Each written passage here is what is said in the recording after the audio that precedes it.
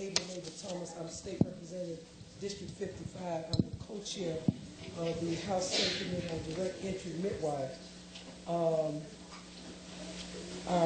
My other co-chair, Representative Stephanie Benefield, has stated to me that she doesn't think that she'll be able to make it today. We have Ms. Debbie Pullis, who's here, as well as Linda Anoa is on her way. I think she's at one of the locations on her way over here. And we're hoping that Dr. Shirley, as well as Representative Shelton and Representative Carter, does make it today. However, we do have, formally, we have two, if I'm not mistaken, two distinguished speakers for today, and then we have the opportunity for persons from the audience to speak and be a part of it. I would like to do a brief overview of where our purpose and where we've been, and a little bit of possibly where we're going. First thing I would like to ask is that cell phones be turned off or turned on vibrate, just so that we can facilitate the orderly transition of the speakers. I'd like to thank all the parents for bringing their kids, because the kids make this room real exciting, and they have a lot to say, and I believe they should be heard. All right, so I thank you for that. Additionally, I would like to say is that when we came at this particular subject, it's one that is it's sort of dear to me in terms of the fact that I speak with women who actually have home births, and they talk about their experiences, and then I just talk to women in general about what's going on, and the whole issue around healthcare is one that is strong in our community and one that needs to be addressed, and hopefully even at the legislative level there'll be many things that will come up related to that. This is Miss Linda Anoa. She's come in, and my staff person is outside saying something to me. So I'm trying to get her to come in. No, she needs to sit down. Okay, this is my administrative person, so Ms. Kimberly. This is the Bible, this is what we're doing. So even though we didn't buy it, we're going to take the fact that they have the river council and all that. Okay, all right. So what we understood is that in the state of Georgia, and we'll get additional information on this, but in the state of Georgia, there was a time when midwives were licensed by the state of Georgia, and at a point that ceased, and basically there was some conversations going on throughout that regulations may say one thing, the law may say another, and so myself and Stephanie Benefield decided to let's really look into the situation and see how we can come up with something that will give honor to women and families that are having children, and make sure that we have safe outcomes and provision. That's what we want, to make sure that the kids that are coming into Georgia, births in Georgia, are reducing those risk factors and making sure that infant mortality can be reduced in the state of Georgia as well. So we've had a lot of distinguished speakers that have come and that have spoken, and today will be a continuation of that. As you see also, I'd like to have our research person as well as our legislative council person introduce themselves. As you know, Sally Cox is a person that's been with us for the last 4 meetings, and she was not able to be here. And so we have another research person as well. So if you would introduce yourself. I'm Sandra Whitty from the House Research Office. Good morning, I'm Terry Long with the Legislative Council Office. And she's been with us all the while. So, she's been with us all the while. Obviously, sometime on the 5th day, there's some opportunity let's just sort of talk out loud as to where we see this going. And one thing I did say to persons on last meeting is that what we want to do is to look at what has been said, as well as maybe reflect back as a committee as to what was said, and to see whether or not there is legislation that we'd like to put forth coming into the General Assembly session. But one thing I did say is that even 5 days is truly not enough for us to really get into a subject as comprehensive as this. And yet at the same time, that's all the state has designated, and that's all the state designates for study committees. However, I believe I can speak for my co-chair, Stephanie Benefield, is that once we get back in session, we do believe that we will continue to have some discussions where we will call meetings to begin to make sure that you can see what we come up and formalize before we put it in. So there will be some more chance for you to maybe to have limited discussion, but we don't want to start everything back over. But we do want to be able to have you be a part of the process and see how we're thinking and how we're moving forward. Now, someone asked me the question, well, Representative Thomas, do you have to do something in this moment? Well, what we know for sure is that we get elected for 2 years, so we're on a 2-year cycle. And so it could be that we work, still work all the way into the session. We'll be trying to get formalized what we want to do, because once we get a bill, and once a bill passes in the state of Georgia, it is law. And then one of our committee members said to the effect that some laws, once it's in place, that may be overzealous. What John Schiller, representative to the committee, Dr. John Schiller, said that sometimes you can put a law in place and then an overzealous DA begins to prosecute on that basis if it's in a way that was not the intent of our committee, or was not the intent of you. Because what we are not trying to do in Georgia is necessarily put people in jail. There's enough people in jail in Georgia. We do not want mothers to believe they can't have home births, and that if they do, they will go to jail, or the midwives can go to jail, that time. Yet we do understand liability and issues of safety, but that is not our intent, is to just put people in jail. We looked at other models in other states where they have exemptions. We looked at other states where they have licensures in different ways, and we looked at even states that even Medicaid pays for some of the home births.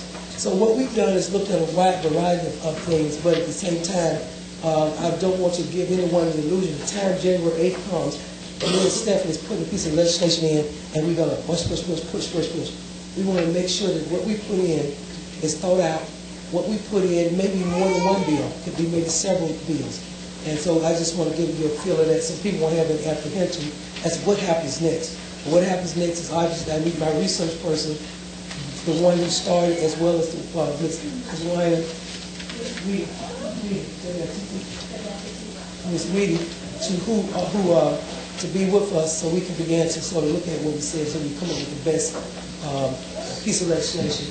And obviously, as Ms. Long, as far as legislative counsel, will be the person who drafts the legislation. And she has had the benefit of being in the room for all of the meetings, so that's another plus. So if I sort of felt it was necessary to get that just brief overview, because so if people have to leave and they won't think, well, January 8th there's a piece of bill, I never saw it. We will give you the opportunity to sort of see which direction we're going in.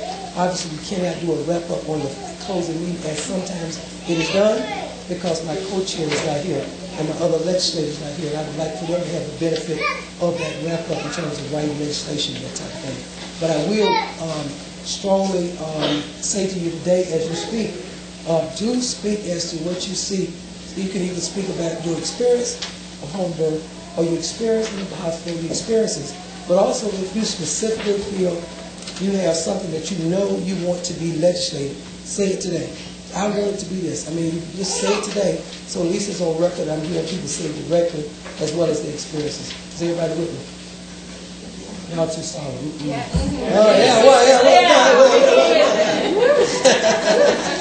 All right, then. Okay, thank you.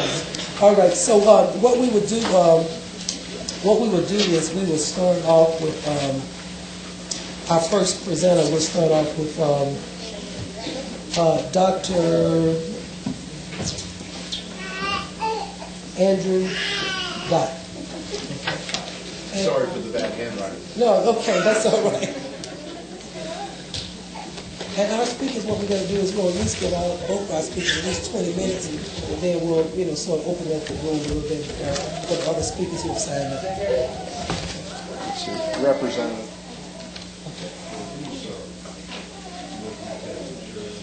And this is a summary of the call. Okay.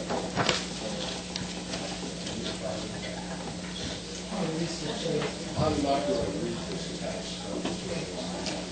Okay. And, oh, I forgot this gentleman in the corner. He's my nephew. And he spends not summer, he spends the Christmas holidays, between Christmas and New Year's with me. And so I just want to make sure he's here. Will you introduce yourself? What's your last name? What's your last name? Morton. Yeah, Nicholas Morton. I'm really our nephew. That's our nephew. All right, thank you. My name is Dr. Andrew Dodd. I'm an obstetrician and gynecologist here in Atlanta. This is an especial year for me, 2006, because I delivered my first baby 40 years ago. And it actually was, I wouldn't call it a home birth, but it was in an elevator at medical school. And I still keep my professional fee because the father the next day gave me this necktie. So this is a memory of my first baby.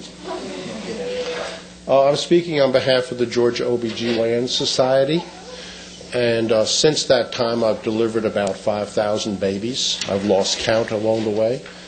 I also manage 4 large maternity clinics here in the city that care for uninsured immigrant women. I have 6 certified nurse midwives that work for me. Since 1990 we've delivered over 10,000 babies, and I back up a lay midwife in this community. And I do that because I believe that every child and every mother deserves protection in time of need. So I'd like to think, and it may well be that some of y'all in this room I know and I've met. There's lots of babies here. I suspect you've all had successful home births, and I'm glad that that happened. And I think you were lucky.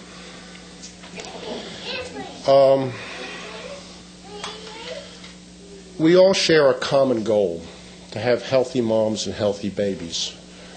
And I think we're all struggling with the question of how to achieve this goal in our state. We have a very fertile state. Last year we delivered close to 150,000 babies in the state of Georgia. And I think that's really neat. 575 of these births are reported as out of the hospital. Excuse me. I love babies, but it's difficult to focus, okay? 575 of these births are out of the hospital. We don't know what their circumstances were. But it does let us know that people have access throughout the state to hospital care and health care, and I think that that's neat. The state of Georgia has been very committed to making sure that pregnant mothers have access to obstetrical care.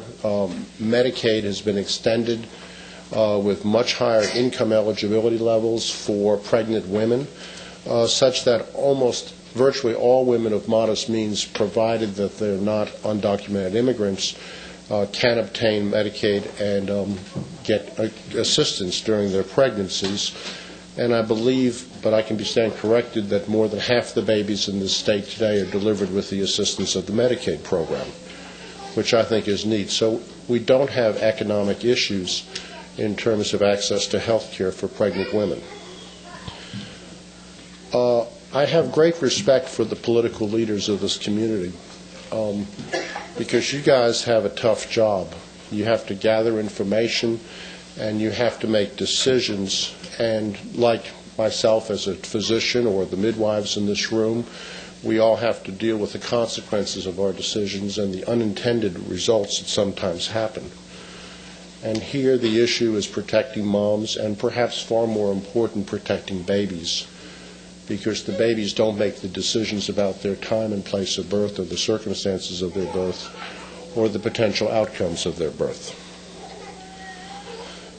I'm sure that people have presented statistical data at these meetings comparing outcomes to different groups. Most of the statistics really don't have a lot of validity because the groups aren't the same.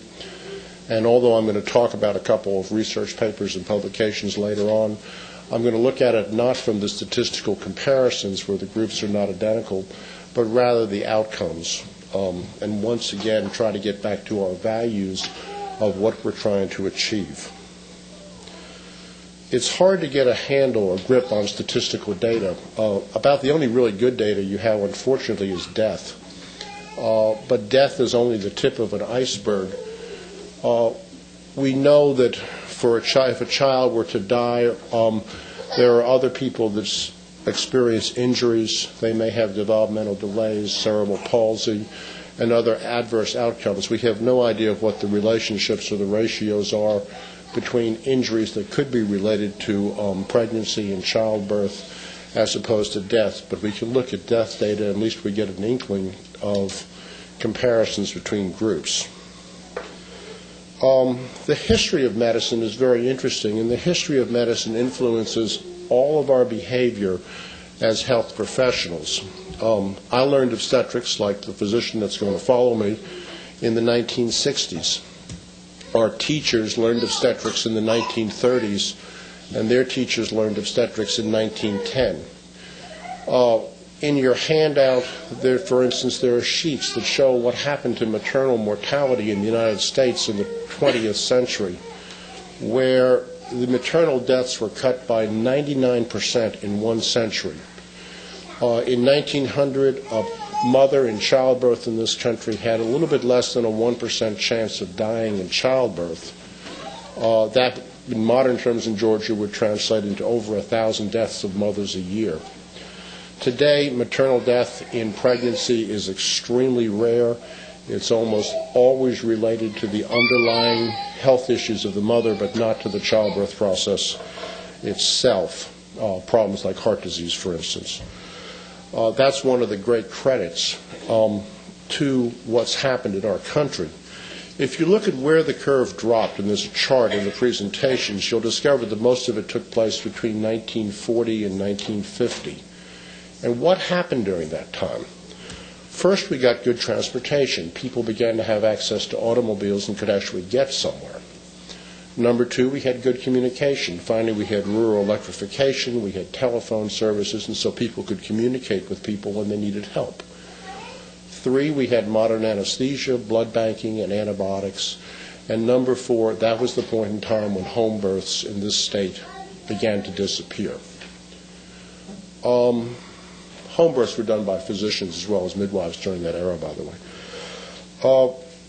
Obviously, none of us would ever want to consider going back to that, but we're really much more concerned today about the outcome for our babies. I have not been at your other meetings, but I've been told that at some other meetings like this that there's been some confusion between what is a certified nurse midwife and what is a lay midwife, or what is the term that you're using, Debbie? Certified professional midwives. And I'd like briefly to draw a very sharp distinction between these two groups because they're very, very different. They have very different goals and different values at times.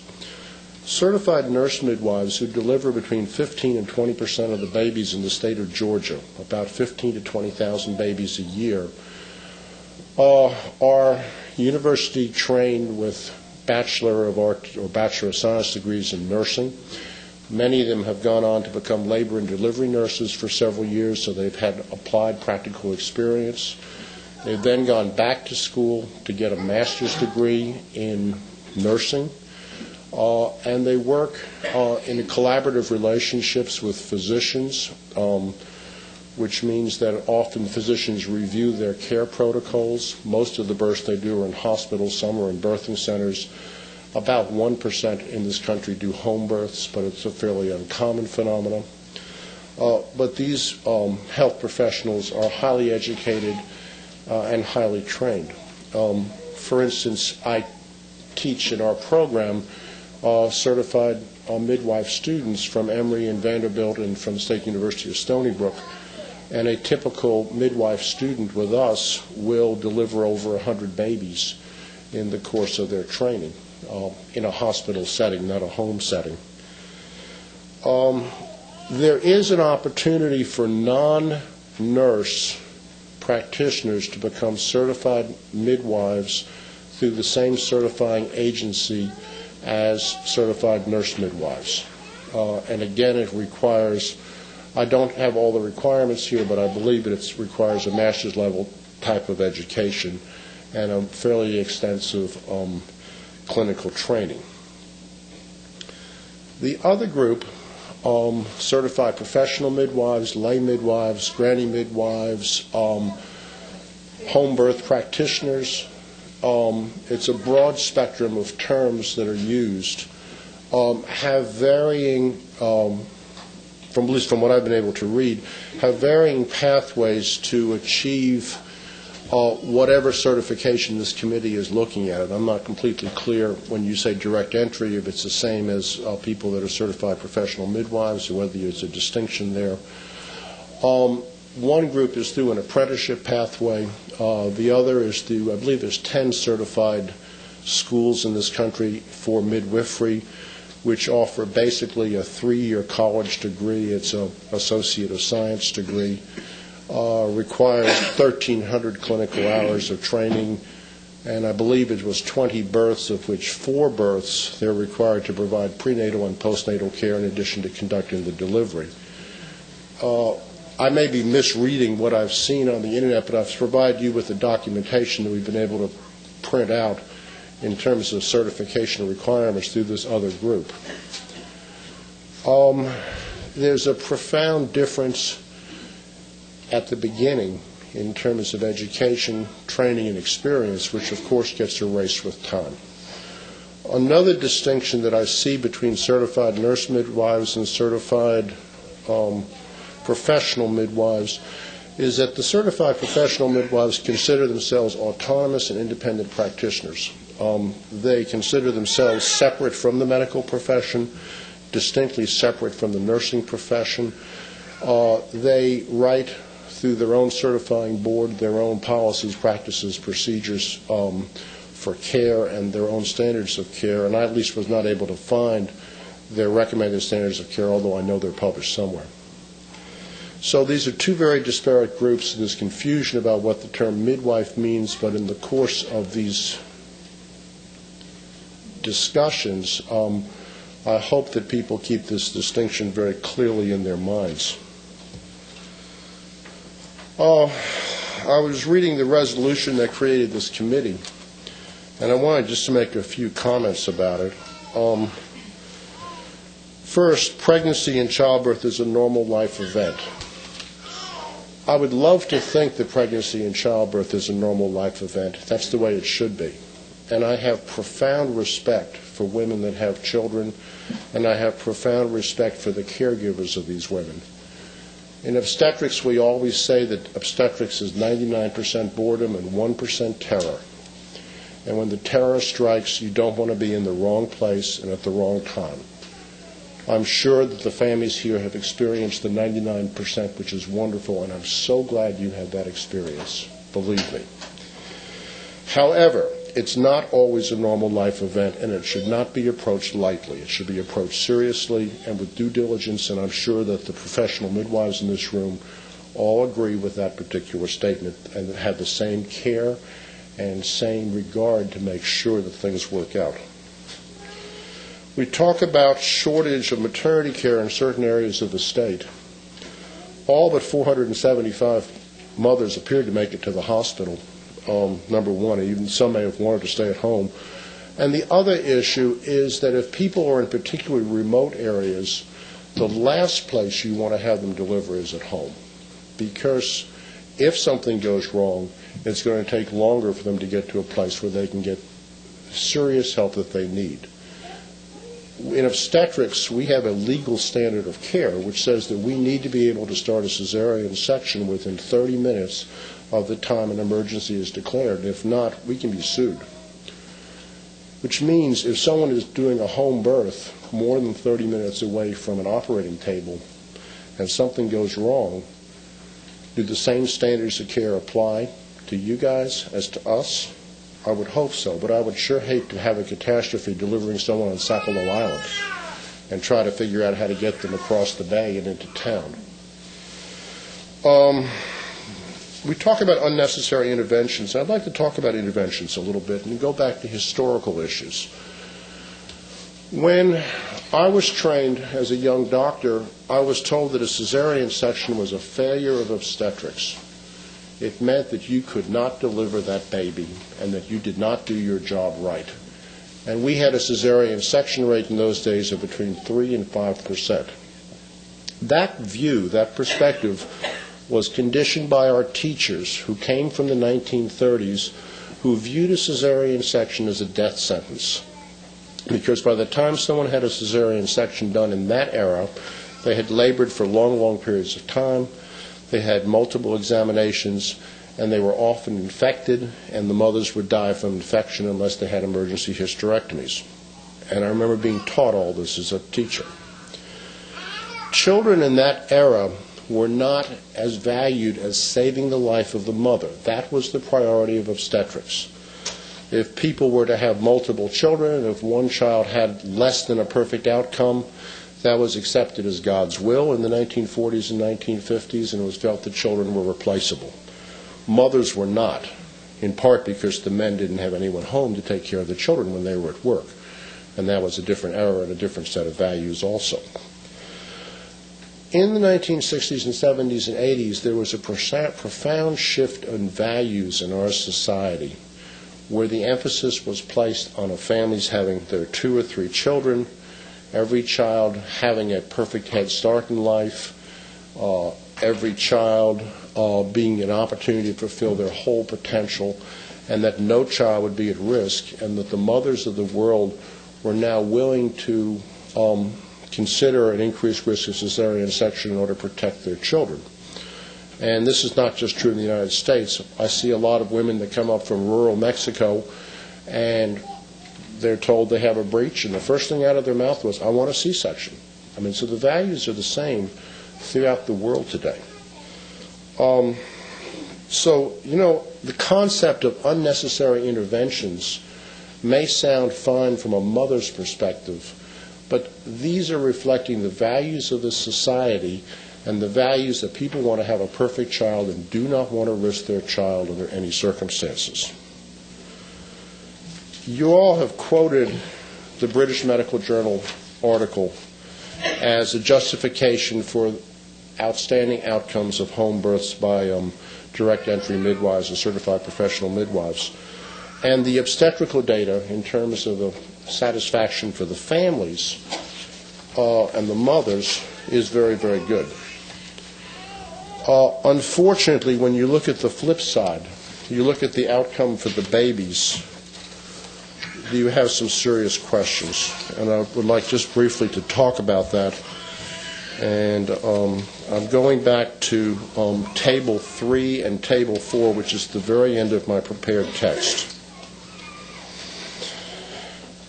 In the Certified Professional Midwife study, they showed 5,418 attempted home births. 12% of these women were transferred to a hospital. 25% of women having first babies were transferred to a hospital. If I knew that 25% of the things that I started to do in medicine wasn't going to work out well, I wouldn't do it. I would arrange for it to be done somewhere to make sure that you didn't have that. 6% of those, or 5% of those primitive transfers were urgent transfers. These are babies at risk for injury or death, and yet from the midwife's own data, suddenly they had to be transferred in the middle of labor while they were having a problem, and this is a delay in care. There's some serious questions about the judgment of certified professional midwives who pooled their data in this study. They did 80 breech births at home. Physicians are terrified about doing breech births today. And interestingly enough, the certified professional midwives had 2 deaths of breech babies out of 80. I don't think that a 3% mortality rate for a particular procedure is acceptable today. 13 sets of twins were delivered at home. 6.5% of their sample were post-base babies. And we know that these babies are high risk for meconium and other complications, including death, of which they had some. And 1% of the babies had depressed Apgars at birth. 226 of these babies delivered at home by certified professional midwives, or 4%, had immediate neonatal complications. This is their own data. If you look at Table 4 in the same study, there were 5 preventable intrapartum deaths out of 5,000 births. So one baby out of every 1,000 died. 1 died from cord prolapse, 2 were breaches that died. 1 baby had extensive hemorrhages in its brain, which probably came from prolonged labor and perhaps against a pelvis that was poorly shaped, and there was a knot in the cord. In addition to that, out of the 9 postpartum deaths, 3 were congenital anomalies. Those were going to happen anyways, but 6 were preventable, including babies that had cardiac arrest within an hour after birth from lack of oxygen, and sadly enough, 3 babies who died within 24 hours from quote-unquote crib deaths. I have a daughter who's a pediatrician, and I've talked to Ken Kupke, who runs the neonatal services at Northside Hospital, and he says in 15 years of experience looking at Northside with perhaps 100,000 births, that he can only think of 3 babies who were in the normal nurseries being watched by trained observers who ended up having to be transferred to an intensive care unit in extremis or dying. Newborn babies in the first 48 hours of life are vulnerable.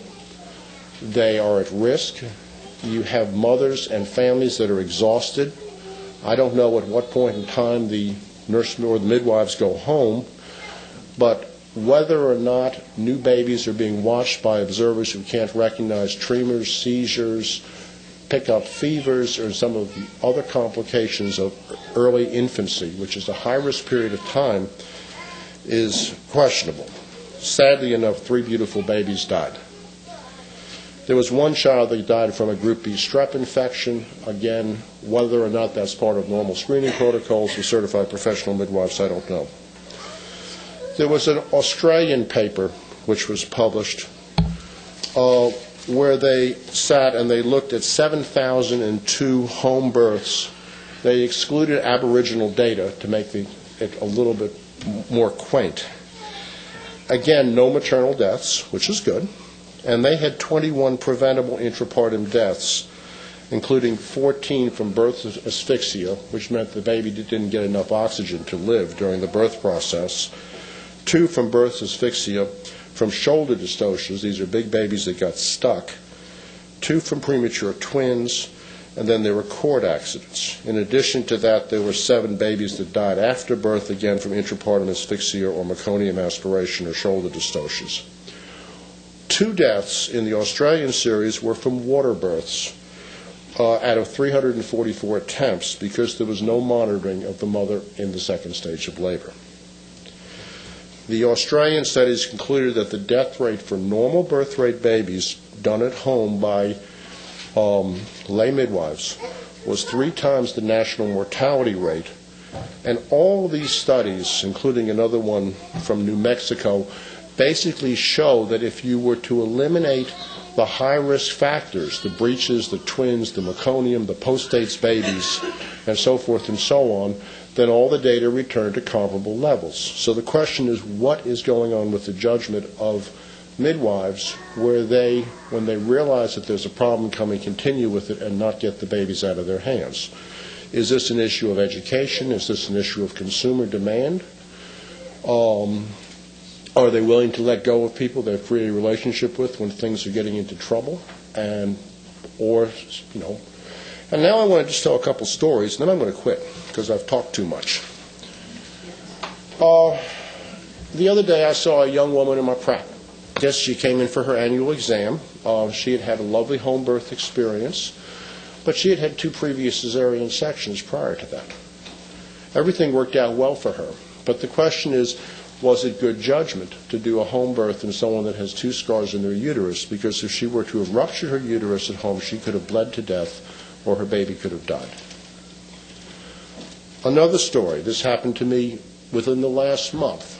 A woman having a 3rd child, 1 previous cesarean section, elected to labor at home. I do not know who her birth attendant was.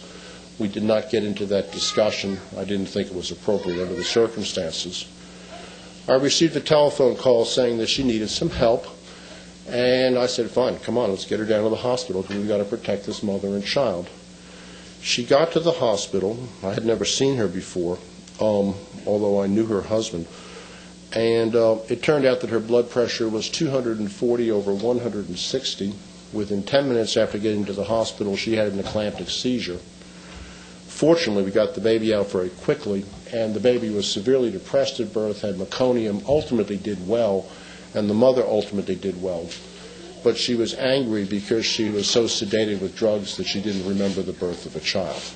Fortunately, she and this child lived. If this had happened at home, you may have seen both the death of a mother or a death of a child.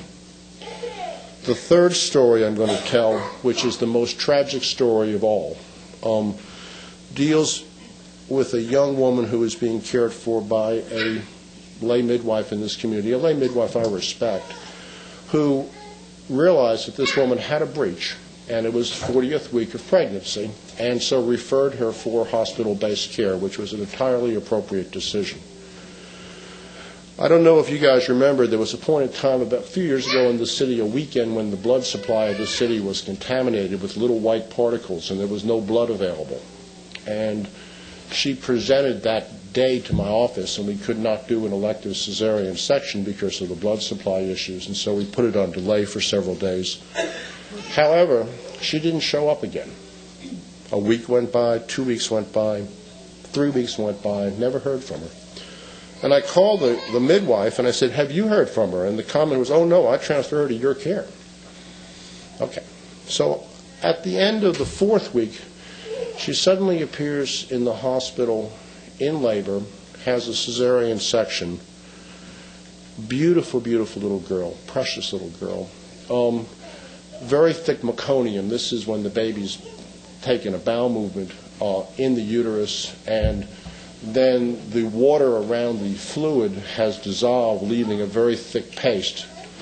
This paste was like dried spaghetti sauce. It's about the worst I've ever seen.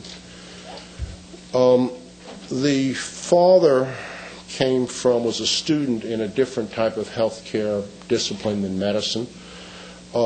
The mother of the mother, I believe, but I'm not sure, was a lay midwife, student, apprentice in training or something of that nature, but I can be corrected if necessary. There had been some talk of manipulations of this baby. The baby was then in an intensive care unit at Northside Hospital for about a month and never breathed.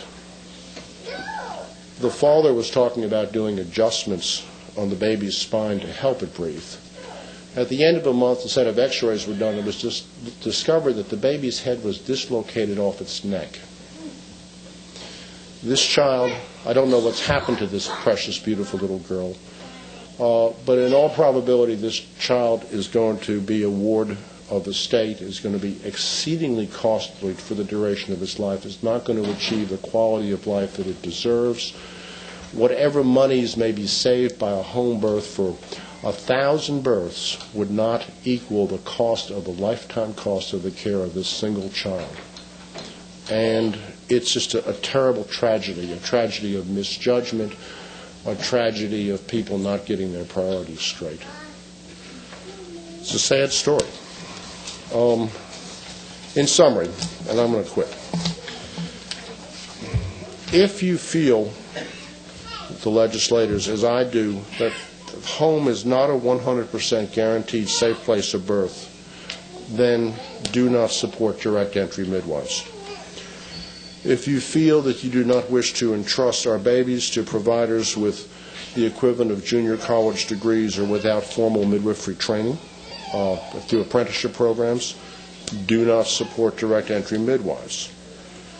If you do not feel that we should entrust our babies with providers who have demonstrated in their own literature judgments outside of the standard of care and do not have the facilities to properly monitor babies during the perilous passage of birth, do not support direct entry midwives. If you feel that midlife or mid-level health care providers should not be independent, unsupervised practitioners and not be involved with care relationships with professionals, physicians, and certified nurse midwives, do not support direct entry midwives. And that's all I have to say, and I appreciate your time. Do you have any questions, ma'am? I want to make sure any members of the committee would like to ask any questions and then we go to the next speaker. I have a question. I'm sorry? You can't hear.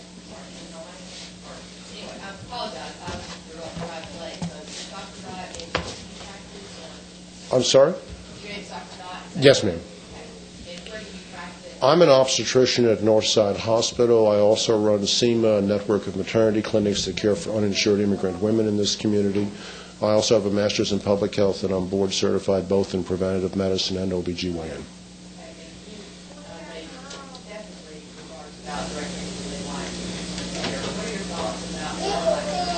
I have 6 certified nurse midwives that work for me. I think they're wonderful.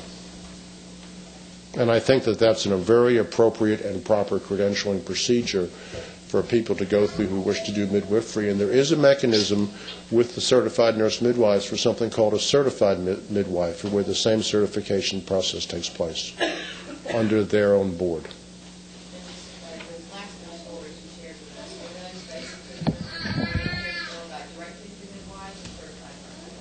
None of these are certified nurse midwives. These are all cases involving some form of home birth practitioner. I do not know let's put it this way. I know in 2 of the 3 stories that the person is a certified professional midwife. The 3rd case, I do not know who the provider was. And let me add one more qualification. In the case of the story of the child who was the breech, that the certified professional midwife who was involved in that care was totally appropriate in her judgment and call. The problem was the other people surrounding her who, and again I can stand corrected on this, were at some process of becoming midwives, but I don't know what their background training or process or supervision was. Let me follow up then with that. I would like to say this is Representative Donna Shelton for those who came in and did not know her. But what I want to say is, and also again to say the committee members, so we'll just have that we have Ms. Debbie Pulley, who's a certified professional midwife. Here we have Ms. Marcia Honor, who is a director of the midwife, and myself, I'm State Representative Megan Thomas. One of the things I want to ask is, what's your opinion on certified professional midwife, which is a little different, I think, on the scene? I thought I summarized that, but I'll say it again, that the formal level of training is less than a certified nurse midwife. They consider themselves autonomous independent practitioners who are not working in relationship with either physicians or nurses.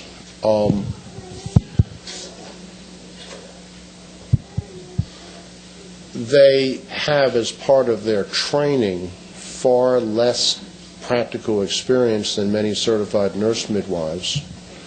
I'm not questioning that there are certified professional midwives with many, many years of training and who have vast experience.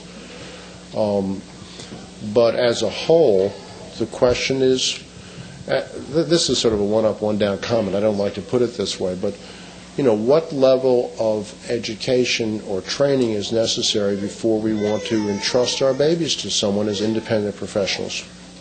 Is it a master's level degree, associate of arts degree, an MD degree with 5 years of postdoctoral training? Representative, I'm sorry you weren't here. I did provide a lot of the documents that I referred to in this talk to Ms. Thomas, and this is the text of my speech for you. And incidentally, the certified professional midwife who I do back up is Debbie. I guess that's perfect. That's great. I didn't want to say it because I basically listened to you. I got thrown off a little bit because your presentation was one in which was good and something very good in some ways, because I see some questions that you asked that I would like to look at too under critique resolution of creating a committee. I'd like to just look at some of the issues that you did bring forth, but then some of the speaking that you did threw me off because I understood when you began to speak that you were the backup midwife, the backup doctor for Debbie Pulley, but then some of your comments seemed to be sort of against the infants. I was just trying to balance out how could you really back up and at the same time don't respect the work that they do. Okay. Ms. Thomas, let me see if I can explain that. Again, my interest is in protecting mothers and babies, and I want to make sure that no child is ever left unprotected. That's why I'm willing to accept on transfer patients from Debbie, and I did in this other case besides, for the interest of the child and the mother. But I don't think that these babies should ever have been delivered at home in the first place. And I don't think in this day and age with the resources we have in our state and community that that's acceptable practice. Okay, so I do appreciate your comments, and it's been very interesting, and we definitely take information. Thank you for your time, ma'am. in consideration. Thank you. Next speaker is Dr. Stuart Brown, who is the Director of Public Health, and we did have opportunity, myself and Representative Stephanie Benefield, early on just to have a conversation with you, and you gave us some insight on how everything came about in terms of the licensure and your department's role. So we do appreciate you coming today.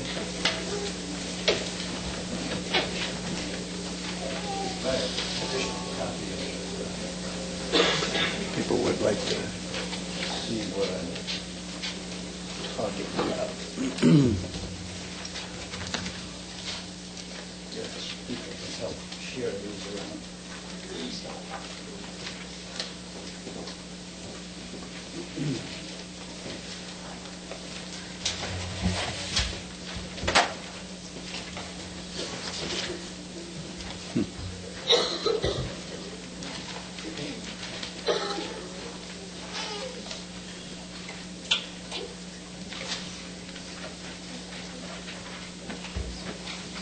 Well, I have one of these that I had little notes on, so if somebody has that, if you'll tell me when I forget my place, I'd love it.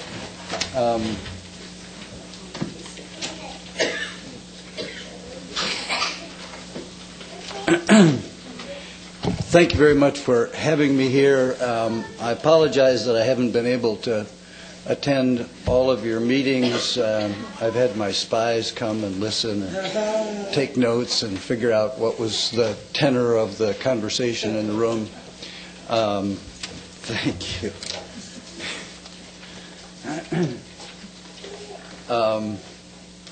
And it's only because of Donna that I wasn't here. I mean, you just have to understand that. She just grabbed me away.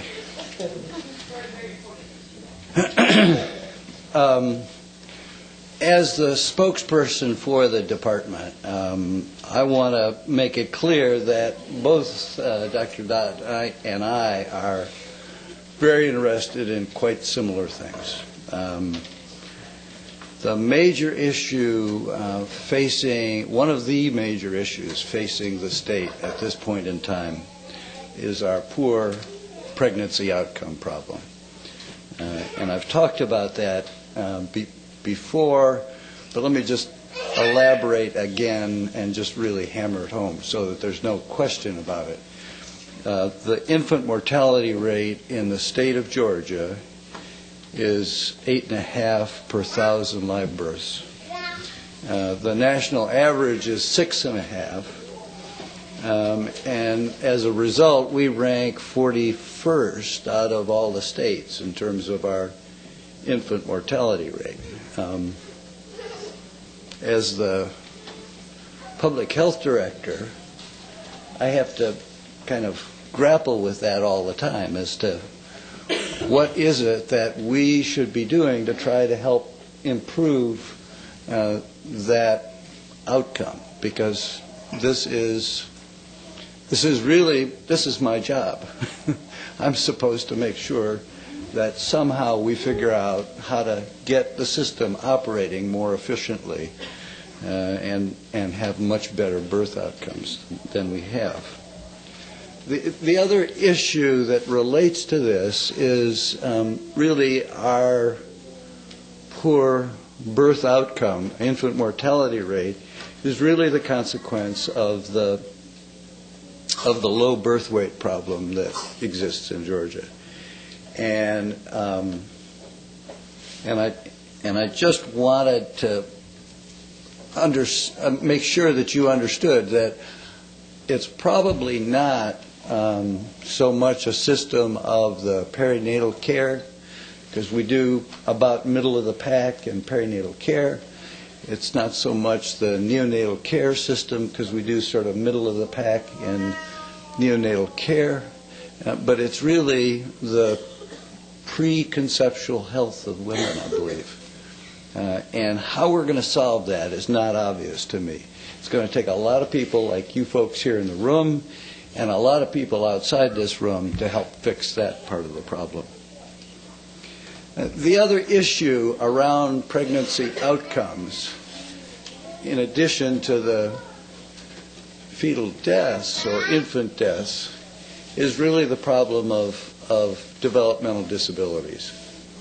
Of the low birth weight babies that go through a period of time in the neonatal intensive care unit, a good 40 to 60% of those babies have developmental delays that last a lifetime. And it is sort of a continuous stream now of problems that we are producing for the next 50 or 60 years. And so it's a terrible problem in the state of Georgia. The second major topic that concerns me as the state public health director is the enormous disparities that we have in the state in birth outcomes. The disparities are staggering and larger than in any other part of the country, I believe. They're racial, ethnic, and socioeconomic. We have at least a twofold greater infant mortality rate and low birth rate among black Georgians than we do among white Georgians. And just as plain and simple as I can be about that. The other issue that increasingly we are being reminded to pay attention to, and I'm not sure how much attention I ought to pay to it, but I know that it is on every legislator's mind these days. I know it's on all of the consumers these days, and that is the consumer choice issue. And so we've had conversations that relate to this topic. Now, I just wanted to show you some numbers and some graphs because that's who I am. I'm sorry. I don't have the good stories that my predecessor had because I push numbers and figures around all the time. But it's the funny way that I see the world.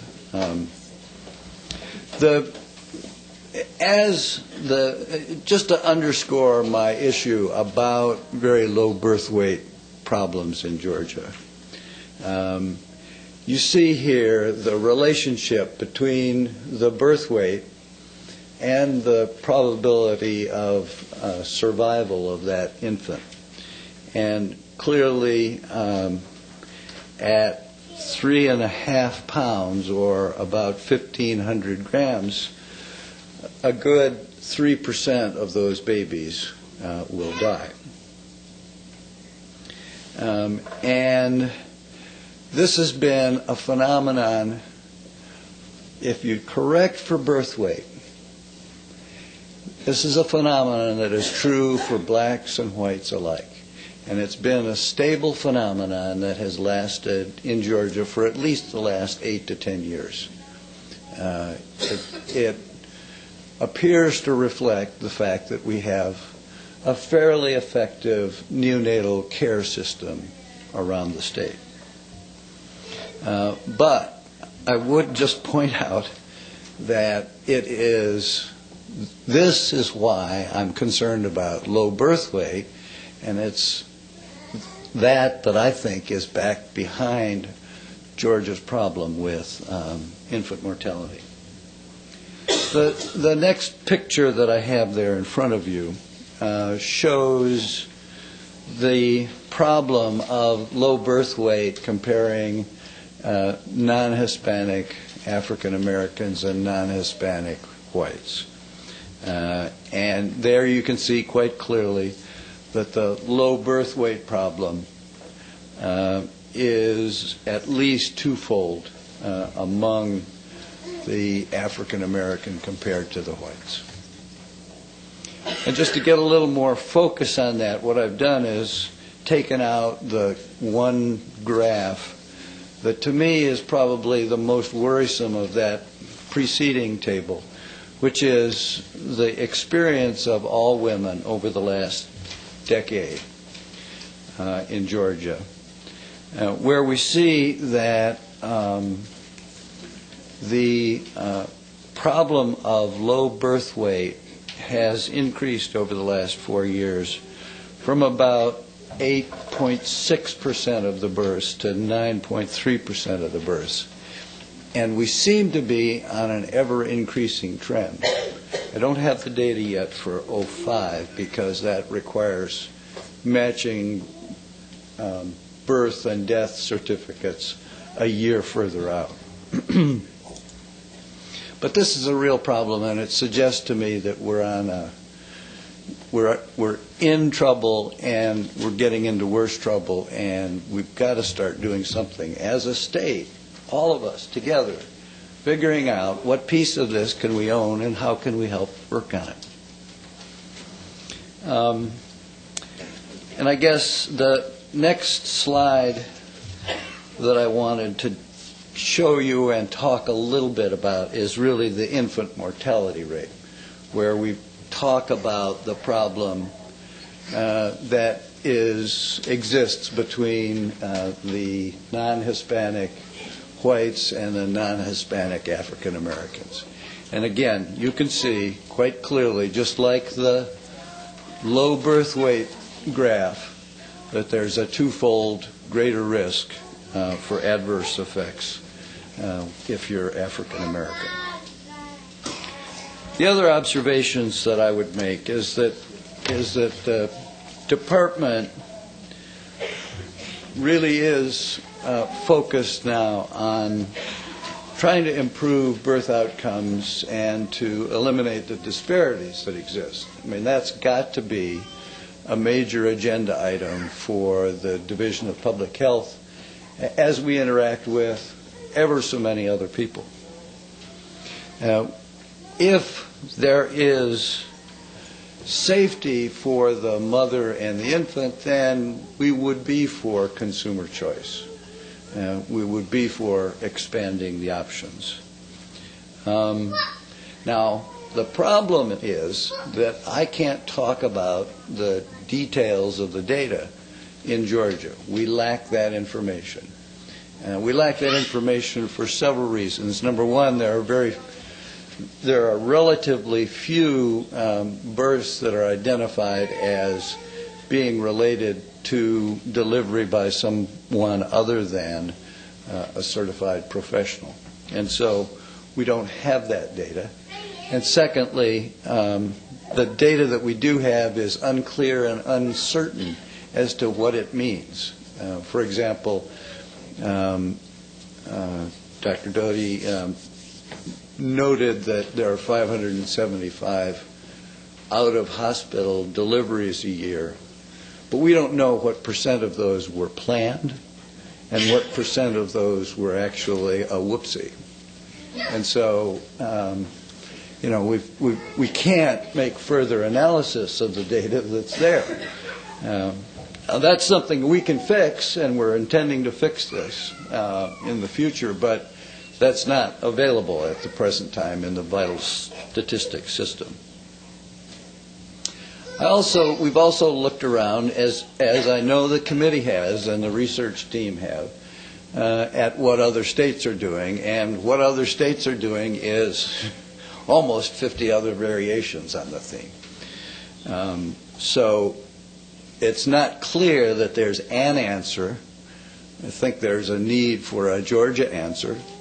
And I think that it's important to identify that that this movement is taking place in a whole lot of different little gardens and venues. And I also am quite aware that the views in Georgia are highly polarized around this topic. And I know that you've heard testimony from one vantage point and from another vantage point.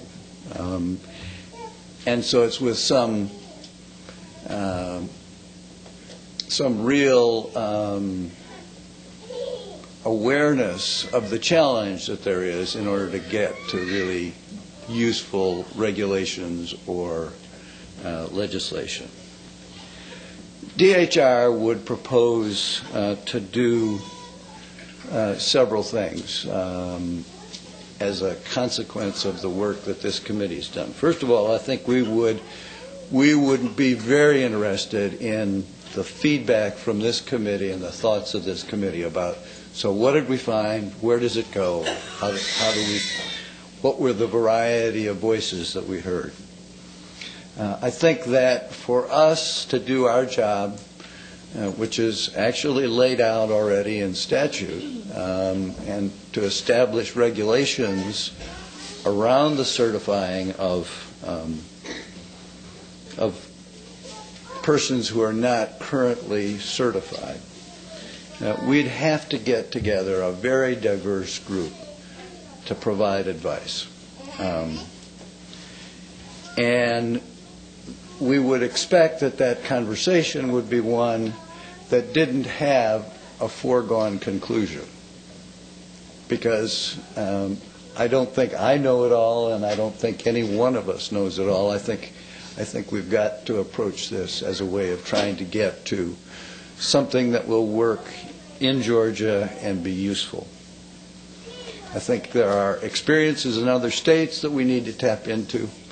I think that we would ask the group also to consider the requirements that other states have for training and experience and testing.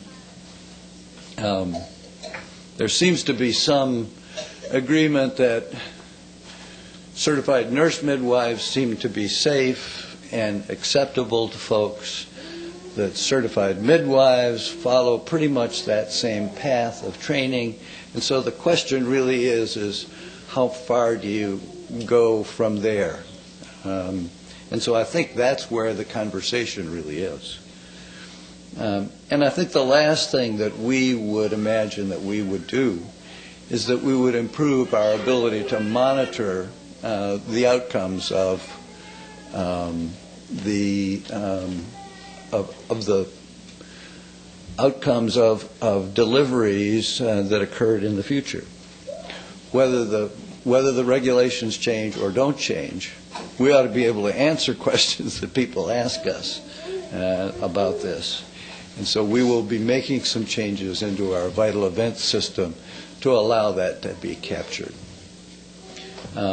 Because I see this as a very small piece maybe, but one piece that is directly related to what my key issue is about improving birth outcomes.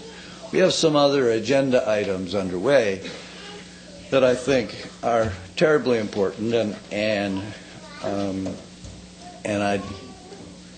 we're looking, for example, at how to use the maternal and infant council that already exists within DHR. We're looking at using the regional perinatal centers and their expertise to look at this question about how can we improve our birth outcomes. We are examining the question of bringing together a group of some of the world's leading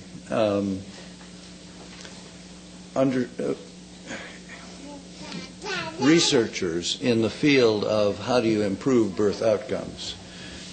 Dr. Al Brand and Dr. Brian McCarthy are World Health Organization experts who have studied these issues in many forums. They helped write a plan that was implemented, I believe, back in the early 90s, and they're working right now to update that plan so that we have a new direction to go forward. So I'm hopeful that we will have some additional agenda items, committee members, to come back to you with to talk about how to improve birth outcomes and some realistic next steps in that regard. And we're also willing to hear your direction as it relates to our responsibility to implement that which the legislature decides we should implement. I'll stop and answer any questions. I just have a comment on that. Based on our studies that we've been working on, you are definitely in totality is present in the question of shown that there's some great programs implemented across the state that are showing great results. One other question I have is that we know that there are 575 out-of-hospital births. Is there any way we can track and make sure these children are being newborn screened, metabolic screening, or you just expanded? Is that that's standard practice in the hospital?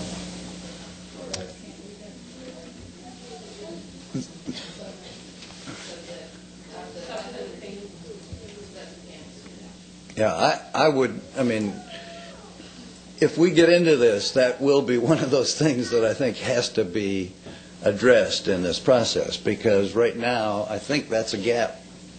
I think it's maybe somebody's job, but it's not entirely clear whose and how that heel stick specimen gets to the laboratory for testing and how those results get monitored, et cetera, is a little bit, at least from my understanding, is a little bit uncertain.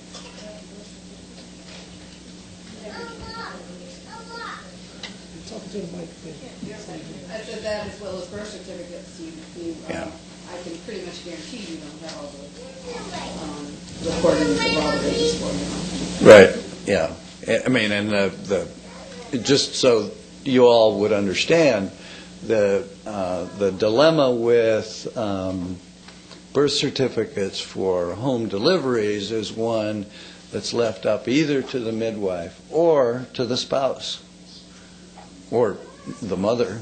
It's not left up to the midwife, the state won't let the midwife file. Okay.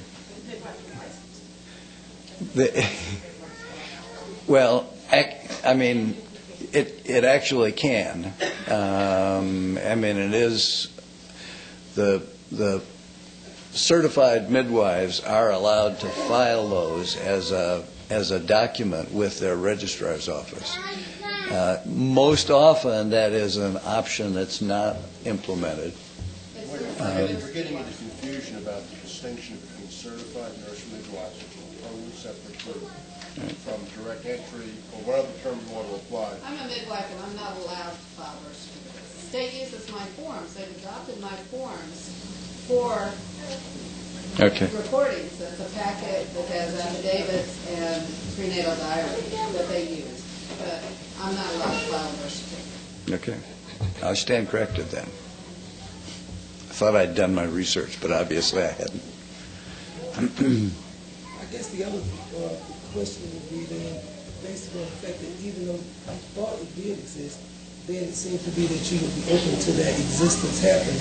So that's good. I appreciate the presentation. It was a very simple presentation. And it was very good in terms of bringing us to what we Now, we still got a couple more questions, Doctor, though. Oh. Yeah, I have a couple of questions. Would you tell me, Doctor, about the testing that Representative Shelton talked about? What all does it entail? What do the babies go through? The only thing that happens is there is a heel stick. A lancet is used to obtain a drop of blood from the baby's heel. That needs to be transported within 24 hours to the laboratory.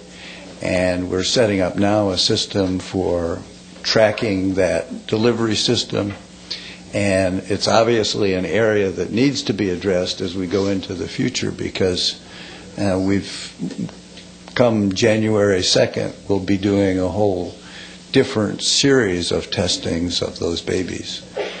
We believe that there are about 140 or so babies a year that have metabolic disorders that we can prevent the poor outcomes from occurring simply by changing their diets, modifying some vitamin intake, etc. And so last year the legislature agreed with that idea and charged us to implement a system. We actually have focused largely on how do we work with the hospitals to make sure that we get those specimens back and forth. But we'll obviously have to pay attention to these babies that are born outside of the hospital in order to make sure that that is attended to as well. Because the advantage that we have now is that those tests should be performed, or the test should be obtained within 24 hours of birth. And so it can't wait for the first pediatric checkup or some other later on sequence. The accuracy of the test depends upon them being taken at the appropriate time.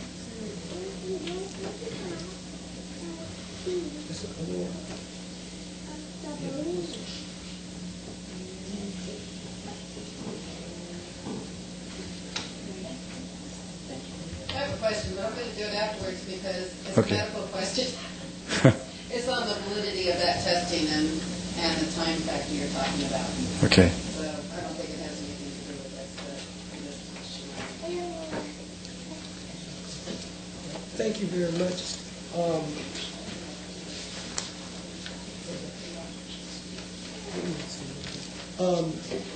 I just want to say that in several presentations that have been made, the issue has come up as it relates to disparity in terms of race, in terms of the higher amounts and numbers. And subsequent, I do appreciate the information you said about maybe, as it talked about what the department itself can do. And he was talking about a diverse group coming in place, because I think that's what it's going to have to take, because obviously, if we just, as you say, if we keep going the rate we are, it doesn't show a decline as much as it shows an increase. And subsequently, there are some specific, probably cultural issues that need to be brought to the table, and a little bit more, some other specifics that probably need to be done in that. And I know there's an organization, Miles, what is the name of that organization internationally? Should we say it loud and clear? The International Center for Traditional Travel. I think that maybe someone or another that represented from that group. That group they did a conference in Atlanta in October of last year, or the year before last, I think. And I got a chance to go to that conference, and I did see hear from a lot of diverse midwives, but specifically women of color. And they basically had some ideas in terms of what could be done to sort of help lower infant mortality among that category. So I would like to get you some information on that organization. Thank you. Ms. Pulley would also like to, if she could, go back to ask a question to Dr. Annie. I'm trying to digest what you said. Yeah. One of the things I wanted to check on, I thought I heard you say that once you take out the high-risk births out of those studies that were done, that you basically have similar outcomes. Absolutely.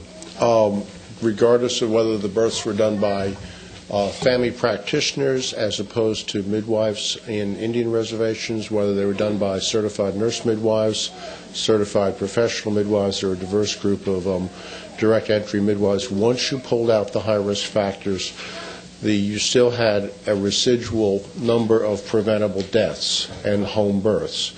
These mainly were related to cord accidents where there were knots in the cord, or double or triple loops of cord around the baby's neck, or abruption where the placenta peeled off the wall of the uterus.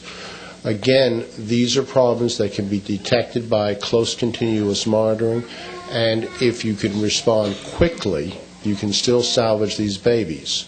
You cannot respond quickly for these babies if they're at home. The frequency was fairly low. I think Ms. Thomas has the actual articles, but I think the numbers we were seeing were somewhere less than 1 in 1,000 deaths, which were preventable once you eliminate high-risk factors. But again, as political leaders in this community, you have to decide, what the values of our community are, and to what degree you want to protect babies from unforeseen deaths as opposed to the rights of consumer choice. And that's a political decision. That's not a medical decision. Well, I think, too, we heard last week, I believe it was, that there's also some trade-offs if we look at things that could happen that are statistically small in the hospital. All life has risk, Debbie. Right. So I guess we're always going to have mothers that want to stay at home, regardless whether they're VBACs or breaches or whatever, and that's another story. I just wanted to... But does the baby have a choice? That's the question. Yeah. Choices, fine line.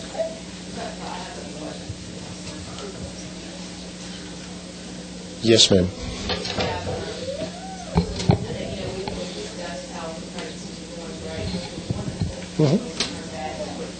Right.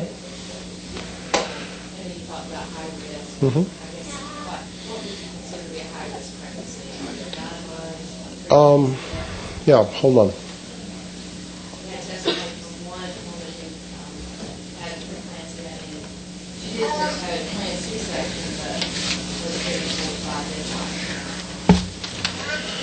Okay, let me just briefly explain the system of health care we have with midwives. And we have 6 certified nurse midwives who work with us at Northside Hospital, so we have 24/7 in-house coverage of nurse midwives, and all women in labor are attended continuously by certified nurse midwives. The patients have an option as to their birth experience and how they wish to proceed with their birth. Physicians are always available within 10 minutes, so that if an unforeseen situation should arrive, we can have a physician there by the time a person is on an operating table without delay. This is a way of protecting these children, okay? In terms of standards of who you would exclude, certainly any breech should be delivered in a hospital. Twins should be delivered in the hospital. Any premature baby before 37 weeks should be delivered in the hospital. Anyone equal or after 42 weeks gestational age or high risk and should be delivered in a hospital. Primips, women having first babies based on a 25% transfer rate and a 6% urgent transfer rate, should be delivered in a hospital. Large babies, babies where you anticipate the fetal weight is in excess of maybe 9 pounds, should be delivered in a hospital because of risk of shoulder dystocia. Vaginal births after C-section should be delivered in a hospital. Babies with mothers with toxemia or hypertension, gestational diabetics. All right. I'm sorry, you may not like this, but these are medical opinions. Hepatitis, HIV positive, Group B strep positive babies or mothers should be delivered in a hospital so mothers can be given penicillin during labor to protect the babies from infection. Babies with known non-lethal congenital abnormalities should be delivered in a hospital. And that's a short list.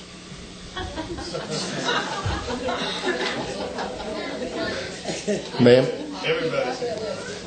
I'm sorry, I can't hear you. A copy of that list. I like all of Okay. that list. And of course, in my opinion, no one should be delivered at home besides, but this is a minimum. Are there any other questions? Okay, thank you. I'm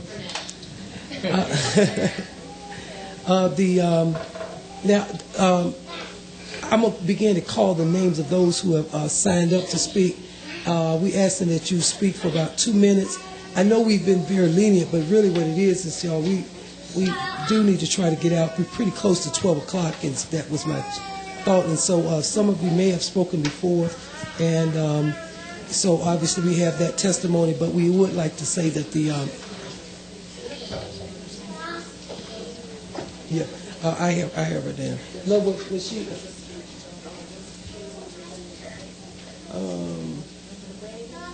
Okay.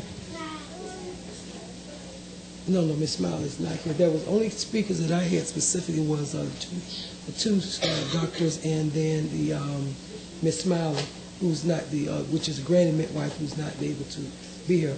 But Susan was. But I have Susan now to speak. But you say Susan was down for a formal presentation.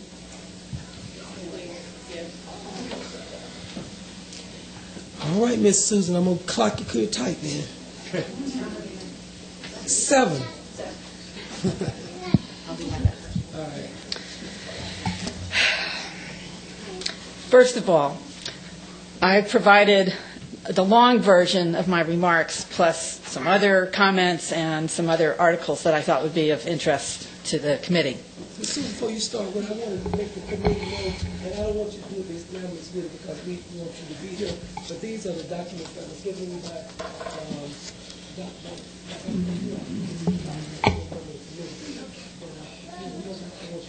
I want you to give a testimony. And Susan, you say you have some information you already given us as well? Right. So I'm going to try and do my skip over and just hit the high points. I just would like to say in response to Dr. Dott is that for each of the stories that you told, I could give you 5 in the reverse direction. So stories are stories. We can go either way. We've heard from a lot of people during these hearings, and it seemed to me 3 issues that came up repeatedly, and I wanted to address them briefly here. One of them is safety. One of them is the effects of costly liability insurance on the care that's available to women, and one is choice. In particular, safety is a really important issue. We have got lots of studies. They are interpreted different ways. We've had discussions about the validity of the data and how right or wrong they are and what they say. When it comes down to research, it's a risk. You've got a large pool of people, and you say, out of all these people, this bad outcome that you looked at is going to happen to 3 of them, or whatever the number is. But nobody can say it's going to happen to you, but it's not going to happen to you and you and you. So when it comes to an individual woman looking at the information on risks, it's pretty meaningless. There's many factors that are not controlled for in the studies. There's many outcomes that we don't even have information on. An individual woman could be at greater or lesser risk by means of family factors, sexual abuse history, nutritional status, any number of things. So we can argue about, basically how many angels can stand on the head of a pin. But when you look at all of the data and all the different factors that a woman and her family has to look at in terms of the ramifications of this choice or that choice in childbirth, it's pretty clear that you have, when one factors in all these pieces and looks at when you're faced with going to the hospital where you've got at least a 50% induction rate, 30% or more cesarean section rate, just to name 2 things, with all of their risks and risks for future pregnancies, versus not having those interventions and not having a disturbed labor in a home birth attended by a midwife, it's a reasonable choice to choose an out-of-hospital birth if you are a low-risk mother without underlying medical conditions. In looking at safety requirements, how far should the government go? Well, I don't know whether this is a good analogy, but governments make regulations about the safety of cars, the way they're manufactured. The cars have to meet those requirements, but some cars are safer than others. Some of them exceed the requirements. The government does not say, you can only buy the car that exceeds the requirements, the safest car. We are given a choice because safety is relative. It depends on how you're using the car, what kind of roads you're driving on, a whole bunch of other factors. So there's room and responsibility for the government to set some standards, but they should not say you can only have this standard, in my opinion.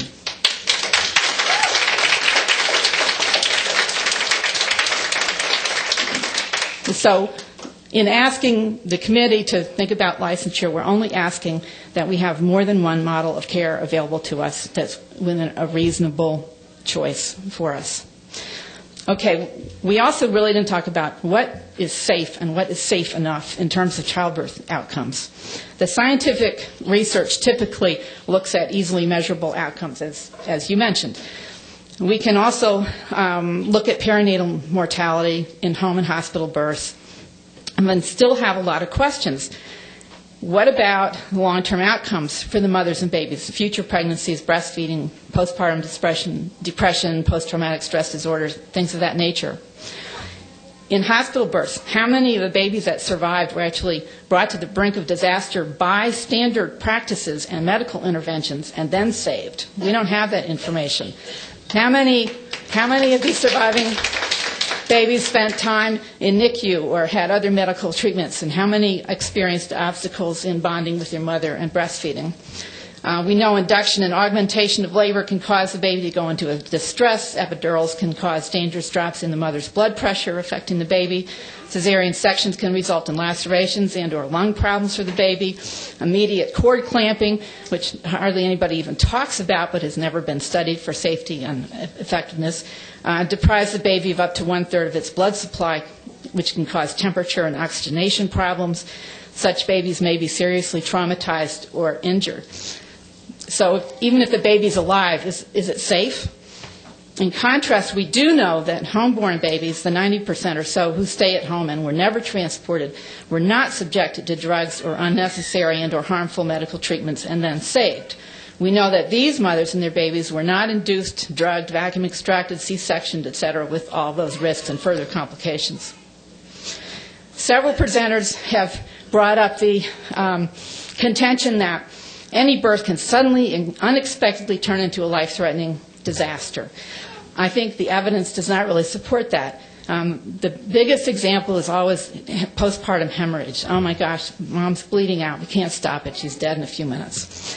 The CPM study, the British Medical Journal study of CPMs, out of 5,418 births, just 21 transfers were indicated as urgent by the midwife, which may be a lot less urgent than what a physician sees in the hospital, for postpartum hemorrhage. That was 0.3% of the births, and none of these were disasters. So the idea that what is done to women, laboring women, a normal, healthy laboring woman in the hospital, could possibly contribute to disasters that are seen in the hospital is difficult for some people to understand. And because these things are not done to women at home, these kinds of disasters are extremely rare at home. The midwives are trained to recognize early signs of a problem and have a plan B. And to the extent that they are able to, with the local medical population, have a plan and take steps to address problems that arise. But in addition to that, as you heard from many mothers that have had midwife-attended births, and there's an enormous amount of time spent in prenatal care, addressing lifestyle and nutritional problems, preventive care, effective preventive care, so the mothers are healthy when they come to the birth. And all of these things really decrease the likelihood that a home birth mom with a well-trained midwife is going to have a major problem at home. And in fact, the data show they rarely have major problems, very rarely have major problems at home. At the same time, as Debbie pointed out, there are trade-offs. There might be a baby born at home that could have been saved if they were in the hospital. But you also have a mother or a baby. I had a baby at home. I probably would have died of the hemorrhage had I been in the hospital and subjected to normal traction on the placenta because of the nature of the placenta that I had for my first baby. So there's trade-offs. I'm going to skip a few things here because I think I'm running out of time. 1 minute. What? 1 minute. 1 minute. Okay. So safe means different things. Malpractice and liability insurance. You can read in what I've given you. That is a huge pressure that affects the clinical care that's available to women in the hospital. And it is if you don't want to be subjected to that pressure and the lack of options, you said breech should be in the hospital, but nobody allows vaginal breeches in the hospital, or very, very few people do. So a woman has a choice, and if it's her first baby, it might be a bad choice to have a cesarean for that first baby. There's values that go into assessing the risks for an individual woman and her family. what I'm hearing is that there's a lot of defensive medicine going on, a lot of unnecessary cesareans being done to decrease the risk of being sued by doctors. And I appreciate that's a very difficult position to be in. But I ask you, is it ethical for an obstetrician to cut open a woman's uterus and extract the baby in order to decrease the risk of a lawsuit?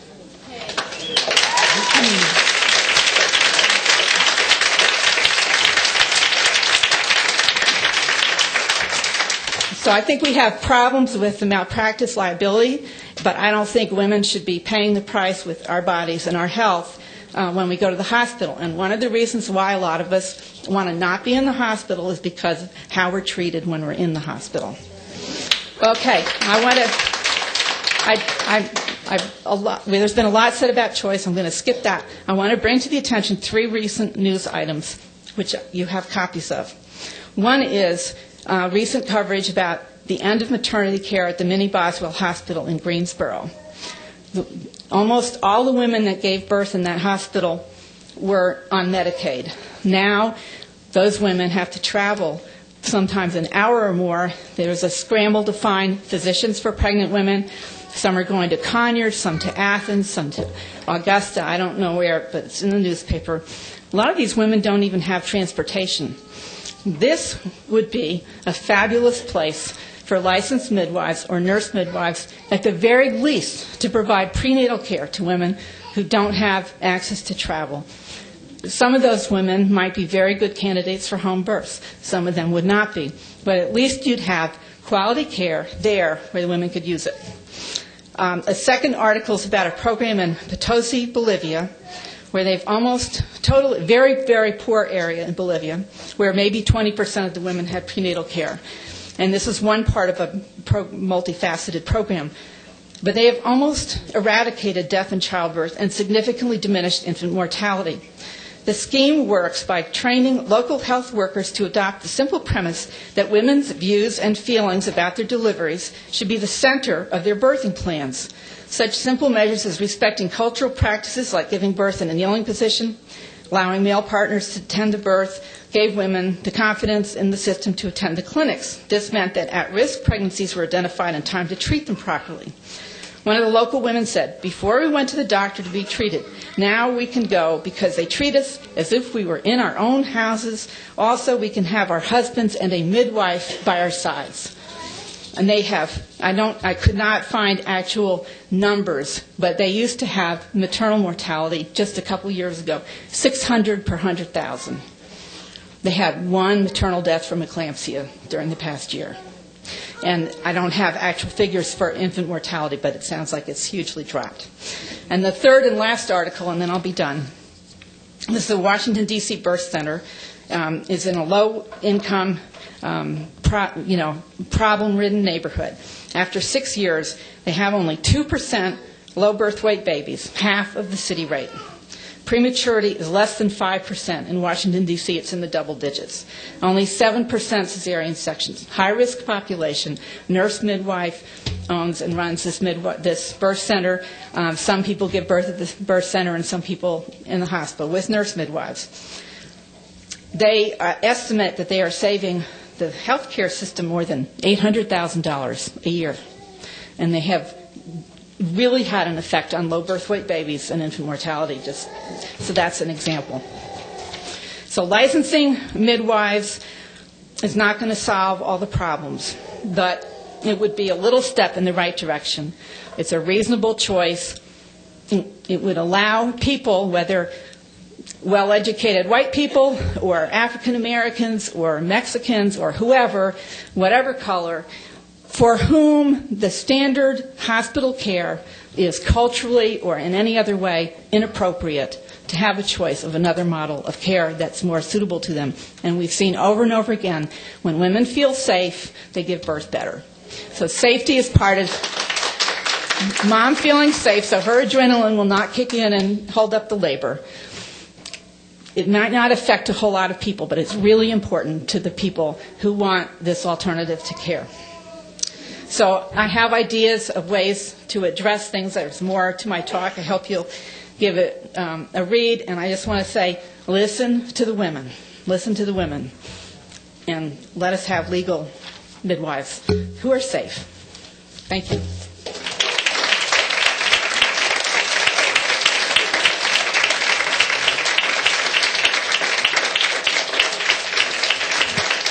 Any questions by members of the committee?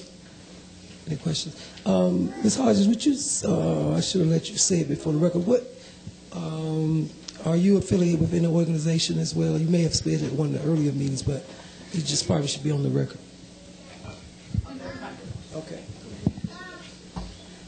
Okay, my name is Susan Hodges. I'm the home birth mom of 2 kids. I'm a founding member and president of Citizens for Midwifery. I've been active with Georgia Friends of Midwives for, 15 to 20, almost 20 years. My kids are 21 and 17.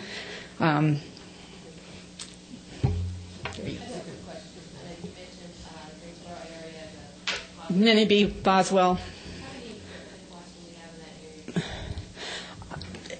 As far as I know, there aren't any. I'm not aware of direct entry midwives in the area, but from the newspaper accounts, it sounds like there are no nurse midwives in the area. There's no maternity care for this big chunk. My understanding is that about 100 births a year took place. There was one obstetrician. Oh, how many babies have I had? 2. I had both of them at home. No, I'm not a midwife. I really appreciate that there are women out there who are midwives, because I had, and this is what I was going to say later, I've never told my story, but my husband's from a medical family, and I was with nurse midwives in a doctor practice when I was first pregnant, and they were nice people, but it was not measuring up to anything like individualized care. And after much research, my husband and I are both scientists by background, and lots of reading in the medical literature and soul searching, we switched when I was 7.5 months pregnant to a nurse midwife who had a home birth practice at the time in Athens. It was the best decision I ever made in my life. The obstetricians in town subsequently did their best to run her out of town. She was never able to get a backup physician within 40 miles of Athens. And when she had one physician from Monroe and he decided to move his practice up to Athens, he quit backing up. And it was not because of her clinical practice. That was never, ever an issue. There was politics, there was money, there was power, but it's the women got the short end of the stick because that home birth practice closed, and it's never been there again. And that's what politicized me and made me understand that what we have available for childbirth is not about having healthy mothers and babies. It's about politics and money and power. It's a political issue. Shouldn't be.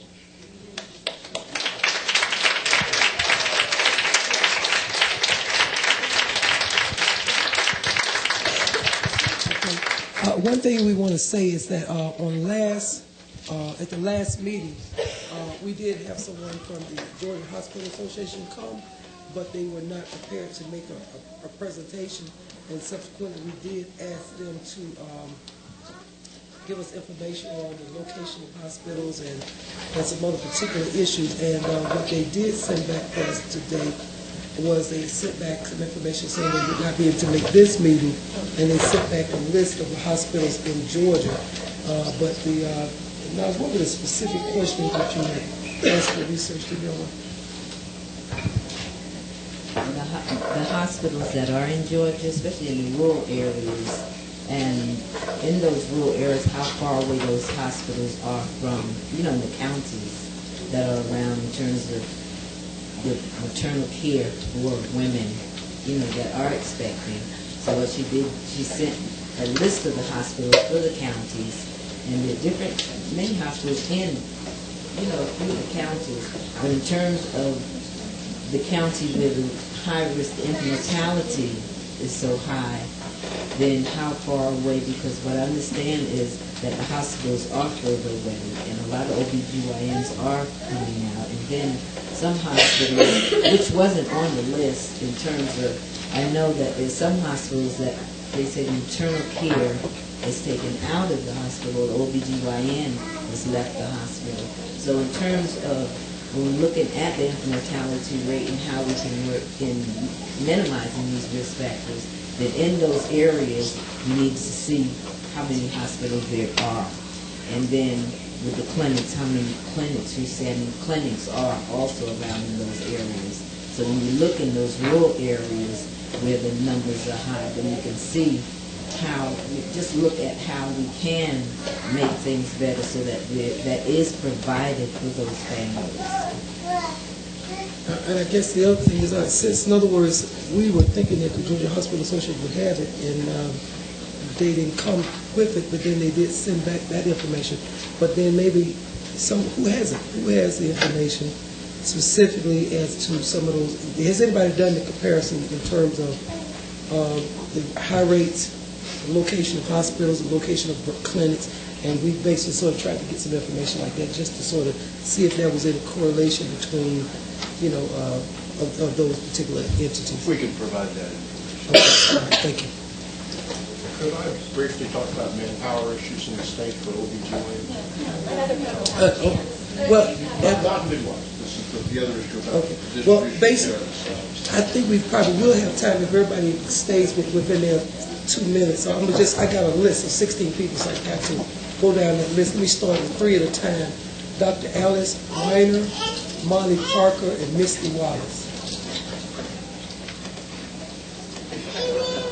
Yes, and identify yourself even when I call your name.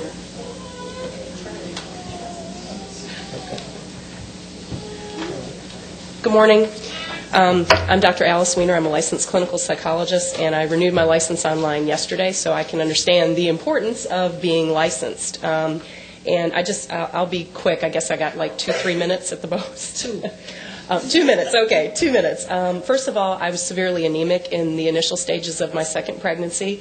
Claudia and Debbie, my wonderful midwives, told me I better get my numbers up, otherwise I was going to be delivering in a hospital, first thing. Second thing, my daughter presented breech in some of the latter stages of my pregnancy. I did everything I could to get her turned around, and she turned around in time. So those were 2 risk factors. I was also 36 when I was pregnant with my daughter, so I was that advanced maternal age type. So those are 3 things, and Claudia and Debbie made sure that I was, well within a normal, pregnancy risk-free, so to speak, as risk-free as you can be in a pregnancy, because pregnancy does have its associated risks. I had a backup MD during my prenatals. I had time to address all my issues with them. My prenatals were an hour to an hour and a half typically. Before I came to my senses and I was seeing an OB with my first pregnancy, my appointments maybe lasted 15 minutes at the most. And then I felt like I was holding on to his coat sleeve on the way out, trying to still ask questions. Other things, during my labor of my daughter, I had a very long labor. We're talking about 10 hours plus. They gave me castor oil, and I finally, with some other things, it got some other things working, thankfully not simultaneously, but I did go ahead and deliver my daughter. She was 10 pounds, 5 ounces. I did very well. And she was born with a cord around her neck, not breathing. I didn't know, I knew something was wrong, but all I know is that she was resuscitated within 5 minutes, nursing in that same time period. She also pulled the placenta out, and so I did do some bleeding as well. All that taken care of by Debbie and Claudia, very capably. And our family also, as far as the PKU test, we took, our pediatrician offered to be on call for us for the 24-hour mark, but she said really 1 week was sufficient. So we got both my kids in within a week to get our PKU tests on them. Sorry, was that 2 minutes? A minute, 30 seconds? I think you did 1 minute, 45 seconds. Okay, well, see, I'm from the north, so I can do that. I'm sorry, I hope you all understood what I said. Thank you. Thanks for the opportunity to speak. Molly Parker and Misty Wallace and Brenda Parrish. Hi, my name is Molly Parker. I want to thank Susan for making the points that she made so that all of my hand scratching and rebuttal notes can be skipped over and I can stay within my 2 minutes and not have to counter with my 3 anecdotal stories. I have 1 child. My 18-month-old daughter, Lila, was born at home into the hands of capable, loving Georgia midwives in June of 2005. I'd like to provide a little bit of background quickly on why I chose home birth. My name is Molly, and I'm a researcher. It's what I do professionally, but also it's the fabric of my being. Digging through data and information is what makes me tick and what determines the basis for most every major decision in my life, from buying a car to knowing and understanding the ingredients list on my shampoo. Give me a topic of interest, and I'll find the relevant information, supporting statistics, current schools of thought, conventional wisdom, and dissenting positions in no time. I have a friend that teases me that I was the first person to make it to the end of the internet. I was 30 years old before I felt I had read enough to begin seriously consider having children. I had a lot of research to do regarding child-rearing, breastfeeding, fertility planning, education options, diapering decisions, vaccinations, healthcare, car seat manufacturing, collision dynamics. And I've come to terms with the fact that I won't have time to read everything ever written about child-rearing. But it didn't take long for me to know that my midwife-assisted home birth was the option for me if I ever decided to give birth. I never knew anyone who had given birth at home, but after reading hundreds, maybe thousands of birth stories and articles and books and websites, I knew that I wanted an unmedicated, intervention-free, hands-off birth. After a lifetime assault of imagery from a society that fears birth and portrays it as pain and misery, I learned to trust my body and to trust birth to happen unhindered. I read both hospital birth stories and home birth stories, and they were consistently different in how labor and birth were managed. But the most striking difference to me was the language of the women who authored these stories. Excuse me. Hospital birth stories come with phrases like, I was allowed to do this. I was told to do that. They let me do this. I was yelled at. I was laughed at. I was threatened. The most unsettling to me, I had to earn my baby after the birth. Home birth stories typically project a very polar viewpoint and voice. Women speak of empowerment and decision-making being in their own hands, with midwife caregivers providing support, encouragement, and trust in nature. My own birth experience was no exception. I was empowered, and all decisions were left to me. Of course, the one exception to this was when I insisted to my midwife that my baby was descending through my colon rather than the birth canal. At which point I was firmly told that my body and I were wrong on that single point. Lucky for me, my friends, family, and support network are logical people who respond well to data and facts. And I was able to provide anyone with doubts or questions with copious anecdotal, sociological, historic, and scientific data supporting my choice for my safest, most baby-friendly birth possible. I eventually even won the quiet support from my best friend, who, by the way, is an obstetrician. Unfortunately, I'm embarrassed to live in a state that isn't quite as logical or as open to understanding and supporting choice as the members of my support network. So I'm ecstatic that this proposal has made it this far, and I'm so moved to see the home birth community rally together with such enthusiasm and competence.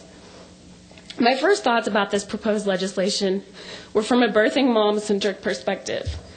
How would legalizing and recognizing direct entry midwifery benefit me? I was excited about the prospect of my next birth being attended legally. But then as I considered it further, I realized that while this is a women's right issue and a choice issue, that it wasn't just about me and my choice of where I give birth. My next children will be born at home, regardless of the outcome of this legislation. I'll find a midwife whether we're legal or not. I realized that this is critical legislation not because of what it can do for me, but what it can do for midwives. Imagine for a minute that you're a highly skilled, experienced, and educated in a field. You make a difference to women, children, and fathers every day of your life. You give families a safe choice for their most precious, vulnerable life moments. Now imagine that you have to always look over your shoulder. You have to lie and sneak and work beneath the law to provide something that's not just a job, but a calling. You can't even keep your clients' financial or health records openly. I have to believe that direct entry midwives always have an anxiety of looking over their shoulders and feeling that some lawmaker or health official is after them and that prosecution may only be a birth away. Let's protect one of humanity's oldest and most precious professions. These women put their necks on the line every day for women like me to birth with freedom and luxury. Let's give them the luxury of doing their jobs without fear of prosecution.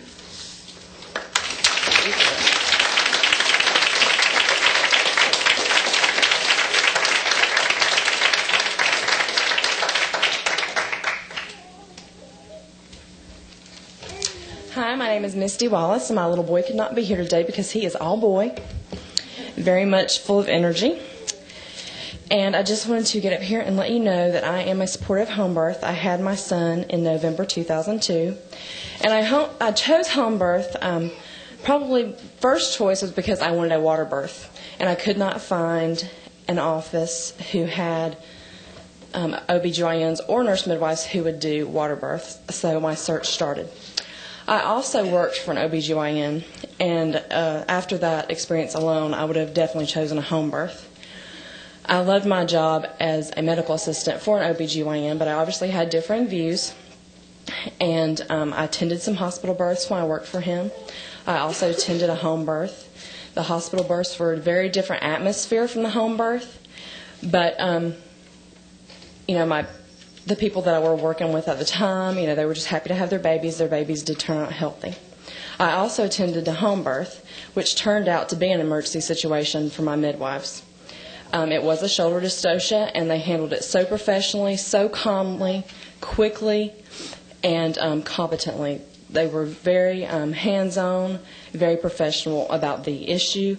The baby did not need transport, and he was an 11-pounder for a very small mother who delivered. It was amazing. 3 months, or not even 3 months later, a month later, I had my baby. I remember saying, is this going to turn into a birth like that? And it did not. My prenatal care itself was just amazing. I remember she told me, you have 3 hours if you want to just ask me questions when I was interviewing her. I don't know a doctor anywhere who would schedule 3 hours into their day to just answer questions from a pregnant mother. But my midwife did. And she answered all my questions, all my concerns from the beginning. Each and every visit, I was allotted an hour to talk with her. If I needed more time, she would have let me. My husband and I were even having some issues at the time because he was facing depression. She let me talk about my emotional feelings through all that, and she provided constant and competent prenatal care. At the beginning of my pregnancy, I had lost some weight and didn't gain a whole lot. She had me keep a nutrition journal at different times throughout to make sure that I was getting the proper nutrition I needed so that my baby would be healthy. And when it came to birth, I was surrounded by the love of my family. I had my mother, my mother-in-law, my sister, my niece, and my great-niece, and my husband all at my birth. I had another apprentice who was there videotaping. And my husband was encouraged to be supportive through massage and just there to encourage me and help me. When I was in labor and my contractions was slow, I was encouraged to walk around. I labored in the water most of the time that I was in labor, but I was, like I said, if my contractions slowed down, I walked around and tried different positions. My midwives were always there, and they were always ready for any situation that came. My birth was very exciting, and even though I have not gotten pregnant yet, I am trying, and I'm looking forward to another home birth in the comfort of my own home. There's nothing like being able to have the choice to birth where you feel the most comfortable and surrounded by people who you love and trust to take care of you. I appreciate the time you've given me to speak. I hope that we can change history once again in our country, and I thank you for your time and consideration in making this decision. Thank you.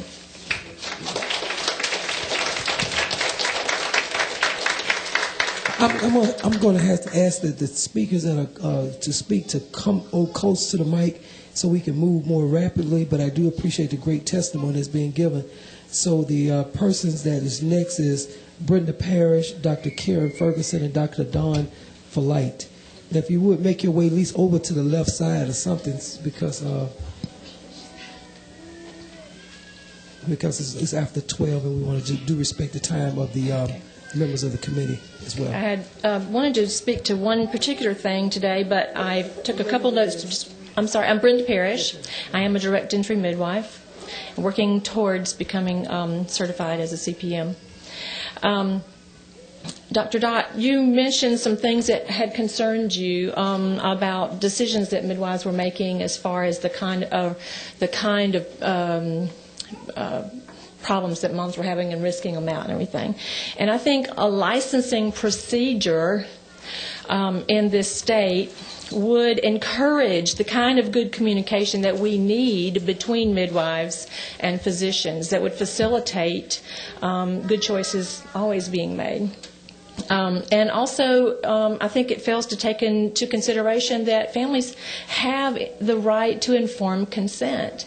And even if a midwife recommends a particular course of care, that family still has the right to refuse to go that direction. And that happens in your practice, and it may happen in a midwife's practice also. There seems to be a common misconception in the medical community that for some reason they are the holder of all knowledge. Okay? And I want you to know that midwives have access to the same books, to the same textbooks, to the same information, and to the same knowledge. They are highly skilled and very well trained. No, they did not go to medical school. They focused their education entirely on midwifery and women care. And it does not mean that we are less than, and it does not mean that we are equal to. It just means we're different, and we approach midwifery we approach childbirth from a different point of view. And Representative Thomas, I have a comment that I hope will be okay for me to say, but I have been listening to grassroots and the people out here who are talking and who very much want this bill to go through. And I think that I have utmost respect for you for taking this up as an issue. I do. I have the utmost respect for you for doing this. But what I'm hearing on the street is you've ticked off some people up here. Just a few. So, this is my recommendation. Maternity care, infant mortality needs to be a bipartisan issue. This needs to be a concern with every legislator out there, whether you're Democrat or Republican or whatever. We need to find a well-respected, conservative co-sponsor for this bill. If we want to stand a chance of having it go through, it needs to be a bipartisan, across-the-aisle effort on both parties. Can we see if we can do that? Well, we have a bipartisan committee. I mean, Representative Shelton is Republican, and me and Stephanie Bitterfield is Democrat. Anybody caught a Republican?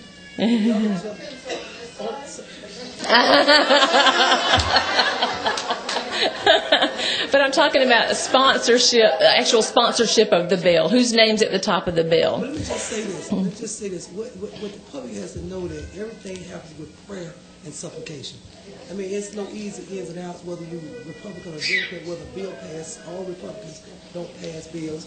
And the fact that two Democrats co-sponsor the bill with other Republicans that signed on to the bill is even the reason that we're here now. But the other thing is what people in the public have to do is they have to trust us a little, that we as legislators, because this is our domain, may have a better understanding of what needs to be done to get a bill passed. Yes. You got to trust that, because ultimately the public has limited information as it relates to the legislative process, the ins and outs. And so what we will say is that what we hope to do is usually when a person has a study committee, the members of the study committee itself, and we are lucky enough to have a study committee which has 4 legislators, 2 Democrats and 2 Republicans on it. So usually they would be the ones co-sponsors. That co-sponsors anyway. Good deal. Okay. Good deal. And one more comment to Dr. Brown, is it? When you were talking about your concerns about low birth weight and that kind of thing, that is also very much a concern to midwives also. Midwives are very, very good at dealing with issues of nutrition and lifestyle changes. We really invest a lot of time in every person that we deal with. And just nutrition and lifestyle changes alone can make huge differences in low birth weight babies and prematurity. Many, many midwives subscribe to a diet called the Brewer diet by a man named Dr. Thomas Brewer, who was in practice for 40 years as an obstetrician. And during the time when he practiced and put this diet into place for over 40 years, he never had one single case of prematurity, never had a case of preeclampsia, and never had a case of abruption. just by diet changes. And most midwives are very aware of that diet, and we really encourage our clients to subscribe to that so that we prevent problems, and then you don't have to deal with them at the birth if you prevent them. That's all I need to say. Thank you. Thank you.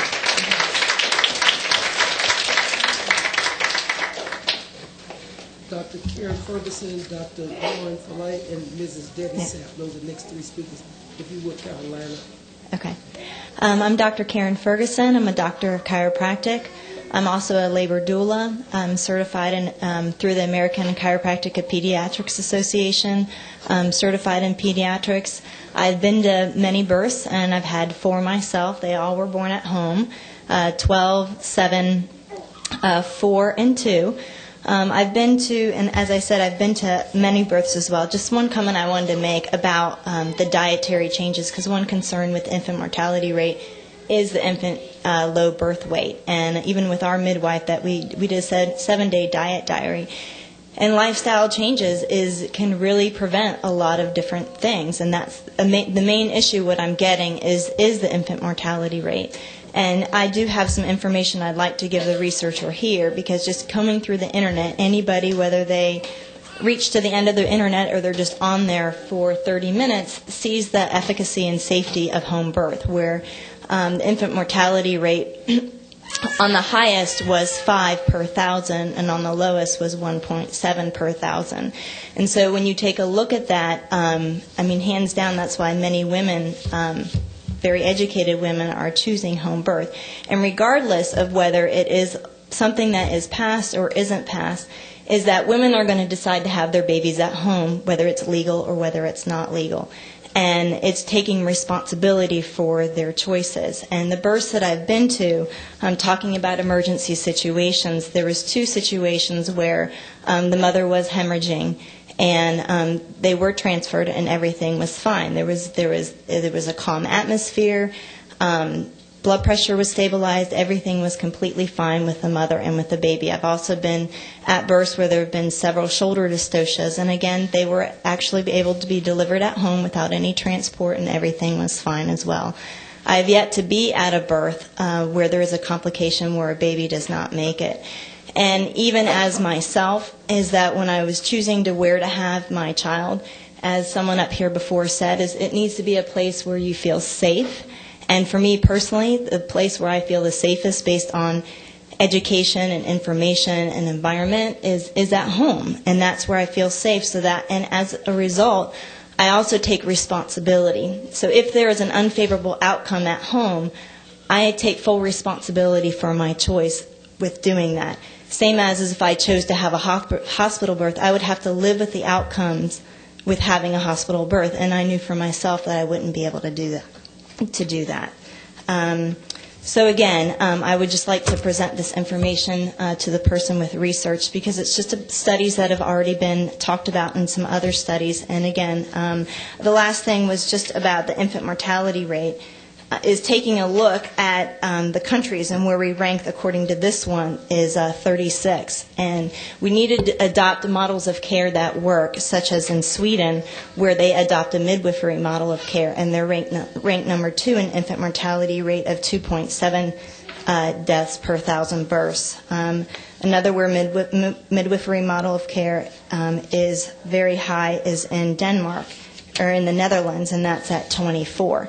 So we need to be taking a look at not only where our infant mortality rates lower in the U.S., but take a look outside of the U.S. and what they are doing there as well. I have a quick question. You mentioned in Sweden and Denmark, are they direct midwives or certified? Yeah, direct entry midwives. And there's some information in that information in that packet about that.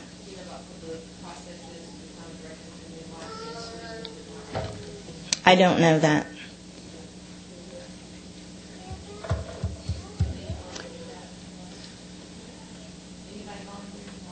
To get the... Our researcher over here.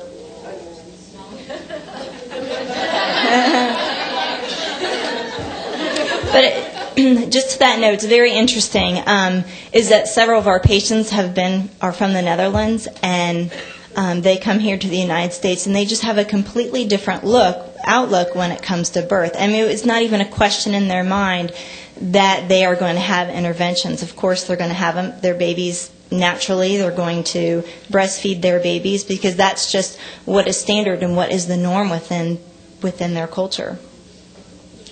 So.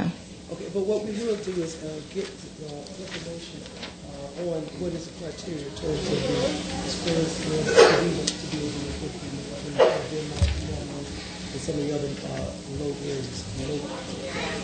Yeah. Hi, I'm Dr. Dawn Felidi. I am also a doctor of chiropractic. I have been present at several births, not as many as my friend Dr. Karen, but she also was at mine and I was at hers, and have been at hospital births as well as home births. And I can say that for myself, having had 2 babies at home, this is needs to be a viable choice for people. It's really, in a country like America that's supposed to be based on choice, it's really repulsive to me, the idea that people don't have a choice, that they're forced to do something or go underground. And I think that that's really, it's very socialistic, and it's very sad, frankly. I know that self-responsibility is a huge issue in my profession, and we, expect people to accept responsibility for their health. And the same thing with birth. It is a self-responsibility issue. I know that you had mentioned that the babies don't have a choice. Well, they don't have a choice when they're little children either. They don't have a choice whether or not to be vaccinated. They don't have a choice whether or not to be circumcised. So those are choices that as parents and as mothers and fathers we have to make for our children. And so I feel that it's wrong for a very paternalistic type of society to impose their views on childbirth.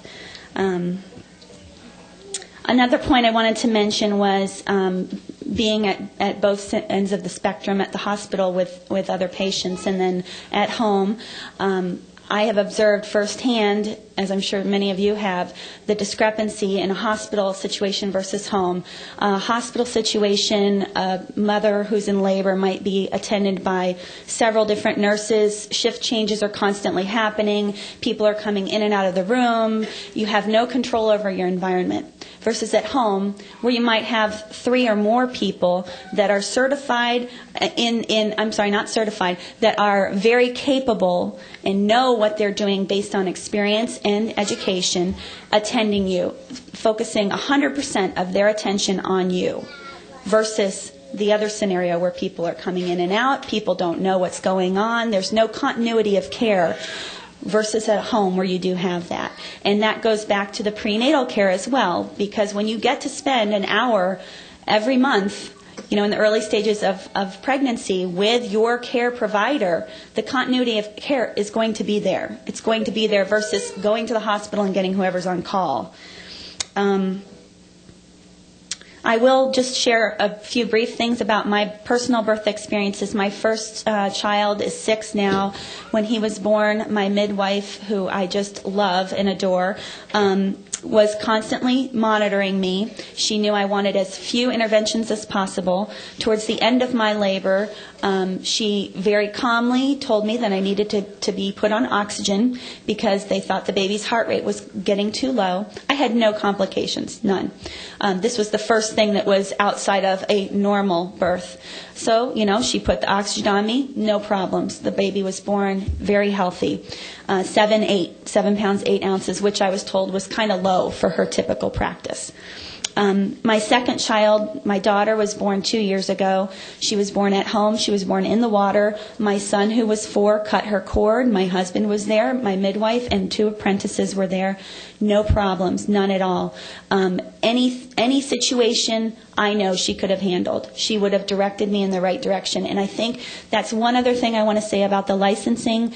I would urge you that when you're setting the regulations for the licensing, because I feel confident that this will pass in some way, I would recommend having license fee be low so that it's not, you don't want to turn people off to you know what I'm saying? Licensing fees should not be prohibitive. And I don't feel like people should be forced to go underground to have the birth that they want. I think that's it. Thank you. The next three speakers are Ms. Debbie Sapp, Maggie Sophia, and Cassandra Furby. Oh, I skipped. After Debbie Sapp is really Danielle Willis, and then Maggie, and then Cassandra. One of the things that I would like to address today is that, Representative Thomas, you said that you would like us to speak today to anything that we would really like to see in the bill. And you said earlier that Dr. Schilling has said that after the bill is passed, which we pray to God that it will be, that there may be witch hunts going out or people looking for midwives who have been operating underground or whatever. I would really hope that the bill would include language that would state that it is not curative in nature, so that it doesn't give the DAs this license to go and stick the bloodhounds on the midwives. I would also ask that it would allow for non-licensed midwives, because though there is Medicaid is very, very readily available in the state of Georgia, there are families out there who feel very uncomfortable taking state aid and who do not have insurance, and they would like to be able to utilize midwives who do this as a ministry instead of just for pay. One of the comments that was made was about breech babies who died in the CPM study and how high it was. But yet breech babies began to be delivered via C-section due to the consistent rate of 1 in 10 dying during birth. So doctors began to deliver these babies via C-section to try to lower it. Unfortunately, the C-section did not lower that rate of mortality at all, but it did give a concomitant rise in maternal mortality rates due to the C-section. Plus, this was a very small sampling of breech babies in that study. I believe that mothers should have the right to choose the level of education of their birth attendant. If the birth attendant is who fits that family, that should be who the mother should have the right to do it. I was very concerned about the statement that most statistics don't have a lot of validity. That seemed to shrug off the vast number of statistics that do prove that home birth midwifery is safe. Mr. Peter Schlinska, in his doctoral dissertation for the Stanford University, wrote that the reluctance of the obstetric establishment to consider the implication of objective evidence, which runs counter to their preconceived assumptions without refuting it on statistical grounds, is concerning. He also wrote he used 800,000 births, and it showed no advantage of the obstetric approach for either low or high risk women. Furthermore, he was able to show a slightly, though not significantly, better outcome in terms of lower perinatal mortality for low risk women who opt for out of hospital settings. After analyzing all of his data, he came to the conclusion: under no circumstances do the California data for 1989 to 1990 allow the obstetric profession to uphold the claim that for the large majority of low-risk women, hospital birth is safer with respect to perinatal mortality. Our data also suggests that even for high-risk levels of our study population, the natural approach, including transfers, produces the same perinatal mortality rates as the obstetric approach. He concludes, given no differences in perinatal mortality, it must be noted that the natural approach shows significant advantages with respect to lower maternal care costs, as well as reduced mortality and morbidity from unnecessary cesareans and other obstetric interventions, and significant benefits from avoiding negative long-term consequences from unnecessary obstetric interventions and procedures. These advantages of the natural approach are of such a large order of magnitude as to raise serious doubts concerning the appropriateness of conventional obstetric treatment for low-risk childbirth. Thank you. Thank you.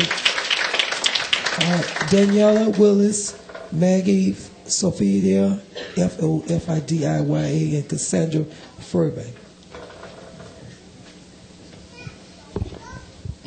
Hello, my name is Danelle Wells Goddard.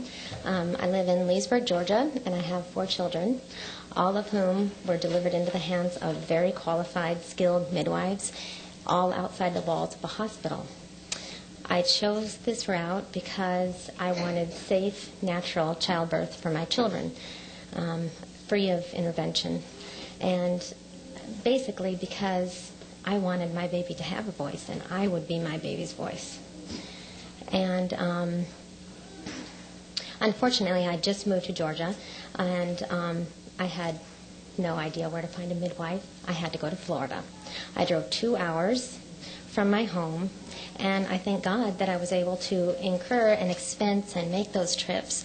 But I think about all the women here who couldn't do that. And I believe that all women in Georgia should have access to safe and healthful childbirth experiences. I believe that all women in Georgia deserve to have the freedom to make their own choices regarding their health care. And I believe that all women in Georgia are qualified and competent to make these decisions, whatever they choose. Thank you.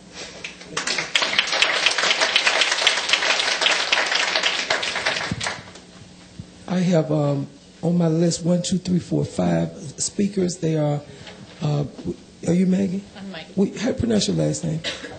It's Shofadiah. Oh, Shofadiah. I know, it's a tricky one. Yeah, it's S-O, but it's pronounced another way, okay. And then we have Cassandra Furby, it looks like Alex Parson, Valerie Regis, and Rosalind Brown. And those are the last 5 speakers, so if y'all would sort of prepare yourselves. Is Cassandra here? Okay. All right, good. All right. Hey, my name is Maggie Shofadiah. I'm actually a nurse midwife of over 20 years' experience. It just so happens that I did my various trainings in the UK. But 50% of my practice over these 20 years has been primary care, based in the community, much of the care given in women's homes or in local clinics, and 50% in an obstetric unit where I at one time had the privilege of 2 years' experience of running the labour and delivery floor, including the OR. So you could say I have experience from both ends of the pole. I'd just like to share some of my thoughts on how I see the issue of home birth and maternity care. In my mind, there's 2 distinct specialities within this care. There's our obstetric colleagues who are physicians, and they're specialists in supervision and management of the pathology of childbearing. That's when things go a bit wrong or aren't quite right. And hey, we need them. We certainly need them. There's no doubt about it. Okay. And you know, some of the complications that they have to deal with are incredibly rare, and they're also incredibly complex. And if our obstetric colleagues concentrate their skills on the pathology and those complexities, they'll get even better at dealing with them. And then there's the midwives. Yes, in this country there appear to be 4 different sort of types of education for midwives. In the UK there are 2 routes. One is the nurse midwife route, and the other is the midwife route without being a nurse. However, in this country there's 4 possibilities, 2 of which are currently recognised in Georgia. But to me, the midwife is the specialist in the supervision and management of a physiological, i.e. a normal childbearing experience. And yes, we've heard from lots of people over these meetings of how they guide women to know how to potentiate their body's capabilities through nutrition, lifestyle changes, fitness, relaxation, all these things that we've talked about. And I believe the midwife's chief goal is to facilitate that physiology to work its best. And I would reiterate that women, if they feel safe where they are more likely to potentiate that normal process. But it's also the midwife's role that as soon as she sees any issue that is no longer normal, then of course she has to make the appropriate referral, preferably before it's a crisis. And a lot of those referrals can be made before the crisis happens. Sure, there's the odd one where nobody can tell. That's life. And it seems to me that one of the issues in Georgia is that our representatives on the committee have to put their minds to how can we actually facilitate the choice of childbearing women to allow them the choice of home birth because it is a choice, and whether we agree with them or not, some of them are still going to do it, that we facilitate that choice with the most appropriate skilled caregiver, and they don't have to have a master's degree. I, as a matter of interest, I know I'm not US trained, but I have 2 hospital certificates, a diploma and a bachelor's, and I haven't quite got my master's yet, but I'm going to have to do that probably to work as a midwife in this country. But that's a little bit by the by. But, you know, let's not be arrogant about education. Let's be wise about education.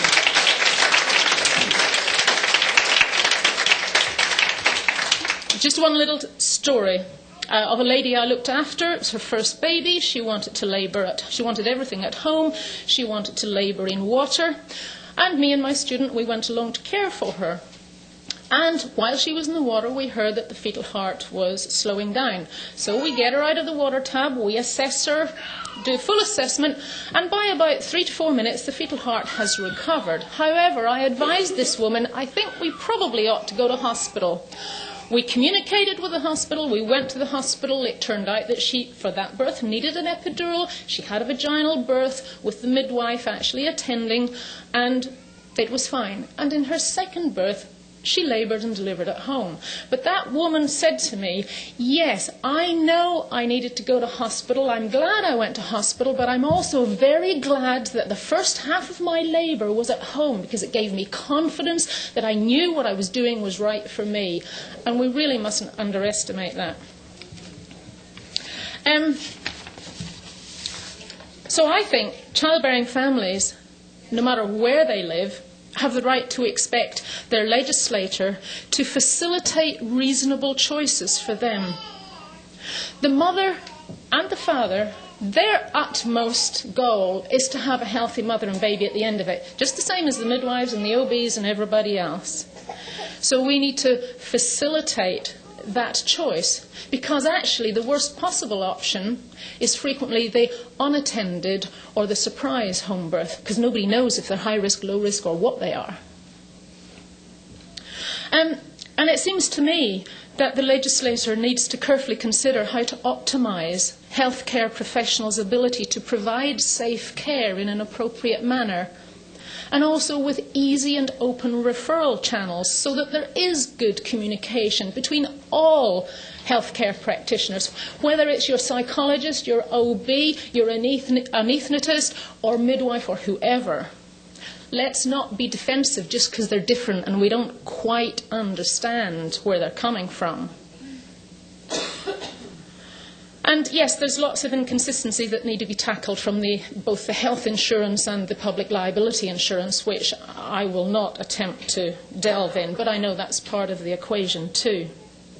So I would just urge our committee members and the legislature of Georgia to consider how to increase the choices both about place of birth, place of obstetric or maternity childbearing care, and the health care professionals that are leading that care.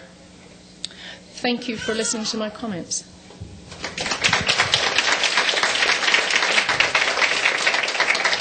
Oh, yes. Ms. Maggie, there's a question. Yes, ma'am. Hey, Maggie. Yes, hi, Debbie. Nice to see you across the pond.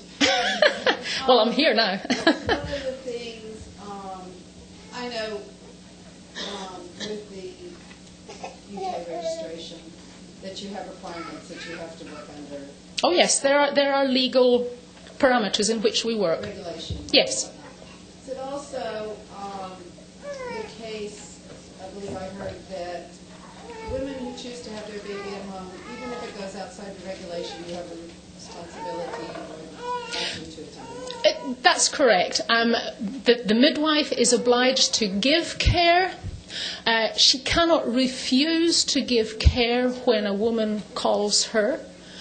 But if the midwife has opportunity to advise the woman that there is something that falls outside of normal, then she will make the appropriate referrals and advise the woman why this referral is necessary. But yes, the woman can still say, thanks, I still want to have my VBAC or my breech at home on the 20th floor where the elevator's frequently out of order, and the midwife still has to climb those stairs to look after her.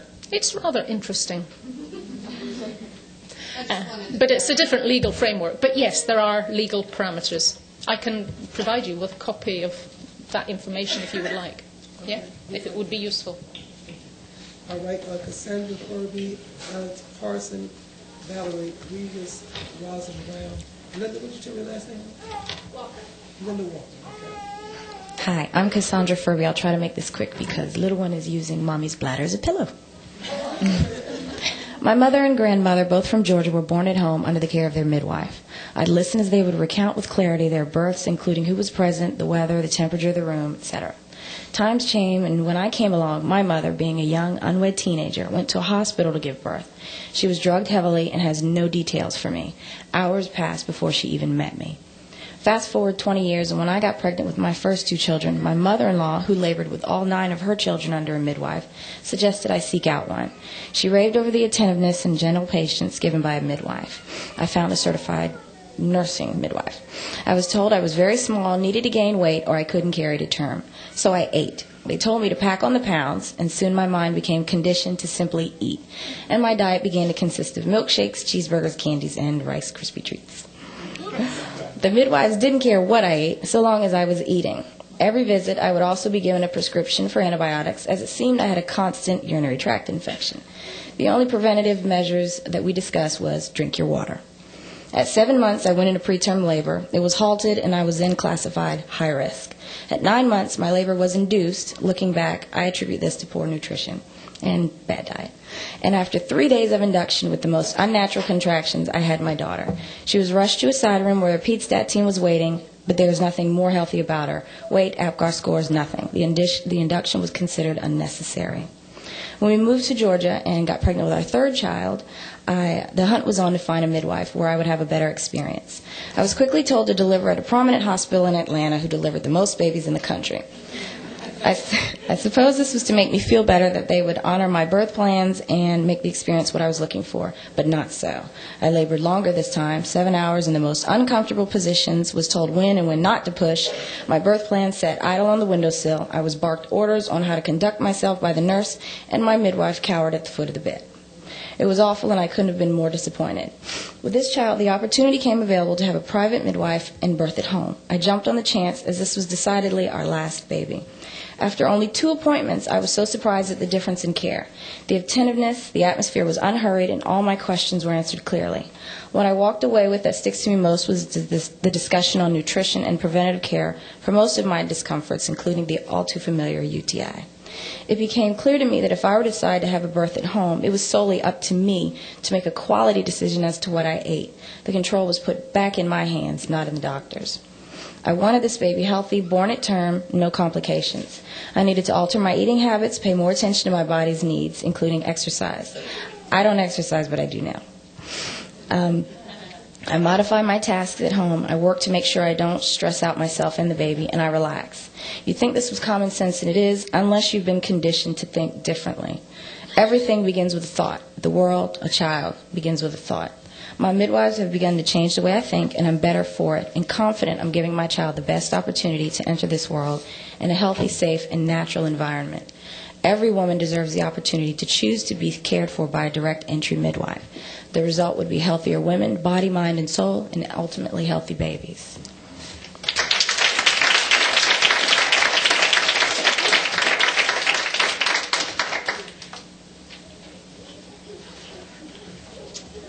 Hi, I'm Alex Parson. I'm a home birth supporter.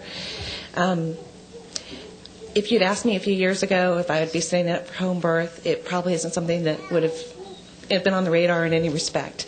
I have an 8-year-old son that was delivered in a hospital in Columbus, Ohio. We wanted to do things naturally. Had a doctor that I really liked for a lot of reasons, but he was very discouraging of me doing anything naturally with it.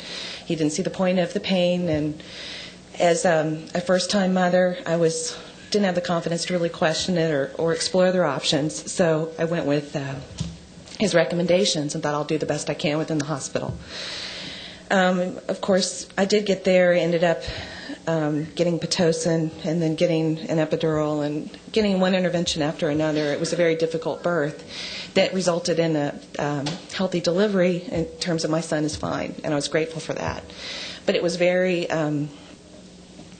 there were a lot of questions I had that I just kind of put out of my mind because it was one day and now I have to be a parent. It was time to move on. 6 years later, we had another second pregnancy that miscarried at 10 weeks, which really gave me pause, made me really consider, the choices that we are making when we choose to go into pregnancy. As everyone here, I think, has agreed, it's not a 100% guarantee that things are going to go well.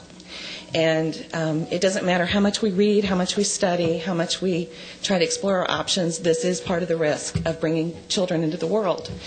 So I really carefully considered this, and also what kind of child will I bring into the world? Will there be somebody who is challenged in some way, or will the child be healthy? We don't know. These are the chances we take. It really made me think carefully before having this third pregnancy, and it made me really consider my options in being informed and how much of this responsibility do I want to put in the hands of people I don't know. So we moved to Georgia, didn't have the same doctor, was given recommendations, lukewarm recommendations. The one doctor that was enthusiastically recommended to me was not covered by our insurance. And all the doctors that were, unfortunately, I really had a hard time finding someone who seemed to be interested in me as a person. I looked like a statistic as a woman over 35 who needed to have a whole lot of tests done. I had already made the decision we're going to have the child we have and had to refuse the test 3 different times.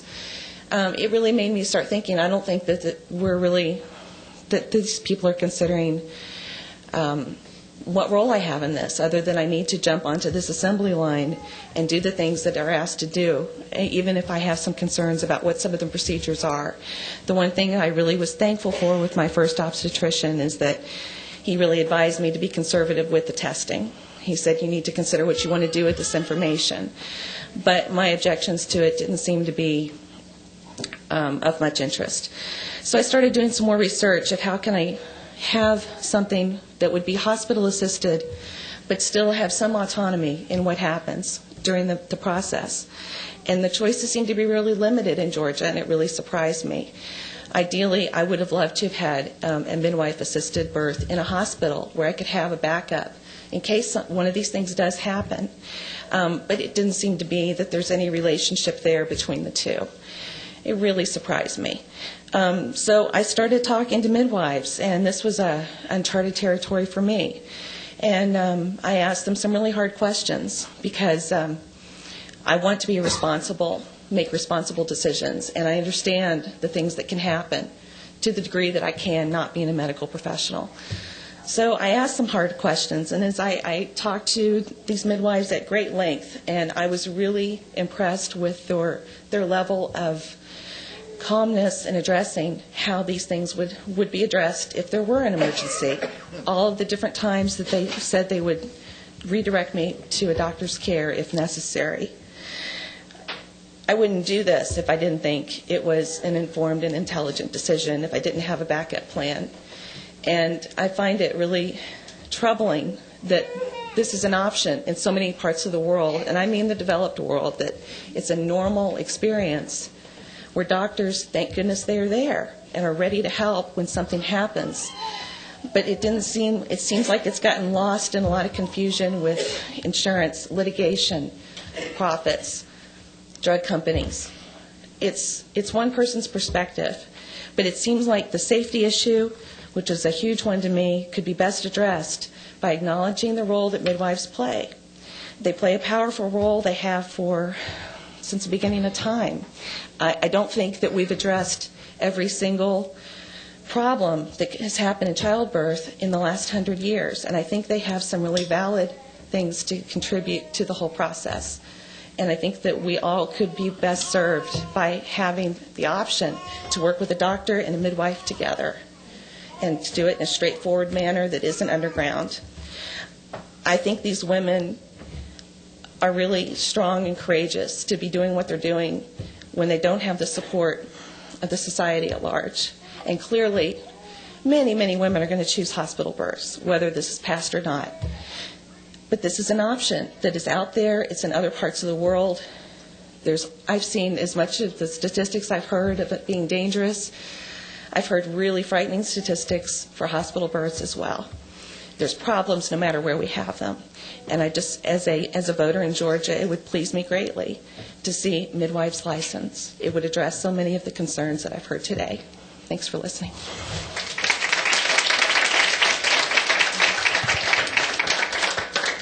Hi, my name is Valerie Regas, and I'm a Georgia voter. And I'm also a firm believer that one of the biggest problems as a woman that I see since the dawn of time is that there's always been a lot of debate over who should have control of women's bodies, who should have control of the bodies of various minorities, who should have control of babies' bodies. And as a woman, I think I should have control of my body. I think that legally in this country, there are other issues that say that women have the right to decide what they do with their bodies, and that until a child takes its first breath, it's a fetus. And that tells me that for my child, my fetus, until it takes a breath, it is my obligation to make the best choices possible. I think as a consumer, that a problem I have is that obstetricians tend to forget that they're in the service industry, that this is a capitalist society, and we should have the right to choose who we want to give our money to. When I see an obstetrician scold a mother for her child being fussy, that tells me that I don't want to give him my money, and that he doesn't deserve it. And I should have the right to give my money, as much or as little as is required, to whomever I choose. I would say that in Florida they've had a lot of success, and they license midwives, and they have a rule they call 30 minutes from decision to incision. It means that to stay within legal bounds, midwives must ensure that there no more than 30 minutes pass between the decision that a cesarean is necessary to that first cut. And as soon as they, or as long as they can meet that, then they're perfectly within legal bounds. I think that because it is, sorry, I hate speaking in public, as you saw last time. Because there is always an issue of, is this a woman's issue? Is this a family issue? Unfortunately, most of the people who will be deciding whether this legislature is passed are men. I wish it were 50-50, but it is not. And I don't think that they're going to particularly care about my ability to have a spiritual birth. I don't think they're going to care about my ability to bond with my child, unfortunately. I think they're going to care about money and liability. And I think that when you make this decision, you should focus as much on more practical issues that, again, show that midwifery is a better model, things that might actually matter to my legislature. And I try to vote for people that I think will support my choices, but not enough women run. And so it does my heart proud to see you ladies here. So I just ask that you take all of these various things into consideration, not only when you're writing, but when you're lobbying. So thank you. One question. Valerie, where do you live? I live in Carrollton. Good.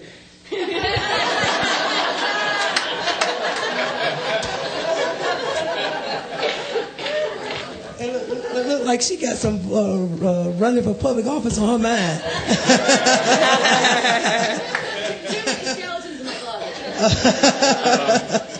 All right, I want to stop to acknowledge the men in the room. I had the opportunity just when I went to the restroom to run into one of the fathers, and he basically said how much he was enjoying hearing the debate and how he had sort of kind of stimulated him to sort of get more active.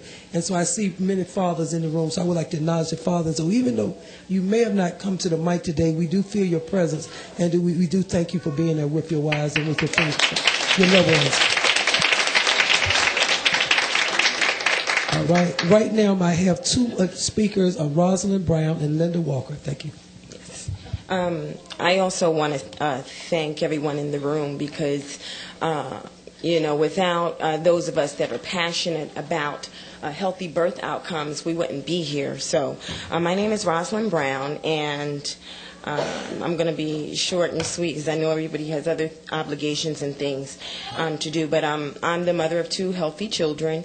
My first child was a planned home birth, a planned water birth by a lay midwife who was very qualified, I felt, to provide that service to me. I also come, I also come from a public health background, so I can certainly appreciate all the wonderful statistics that we've heard for the last, 4 or 5 weeks that we've been here, and I get it.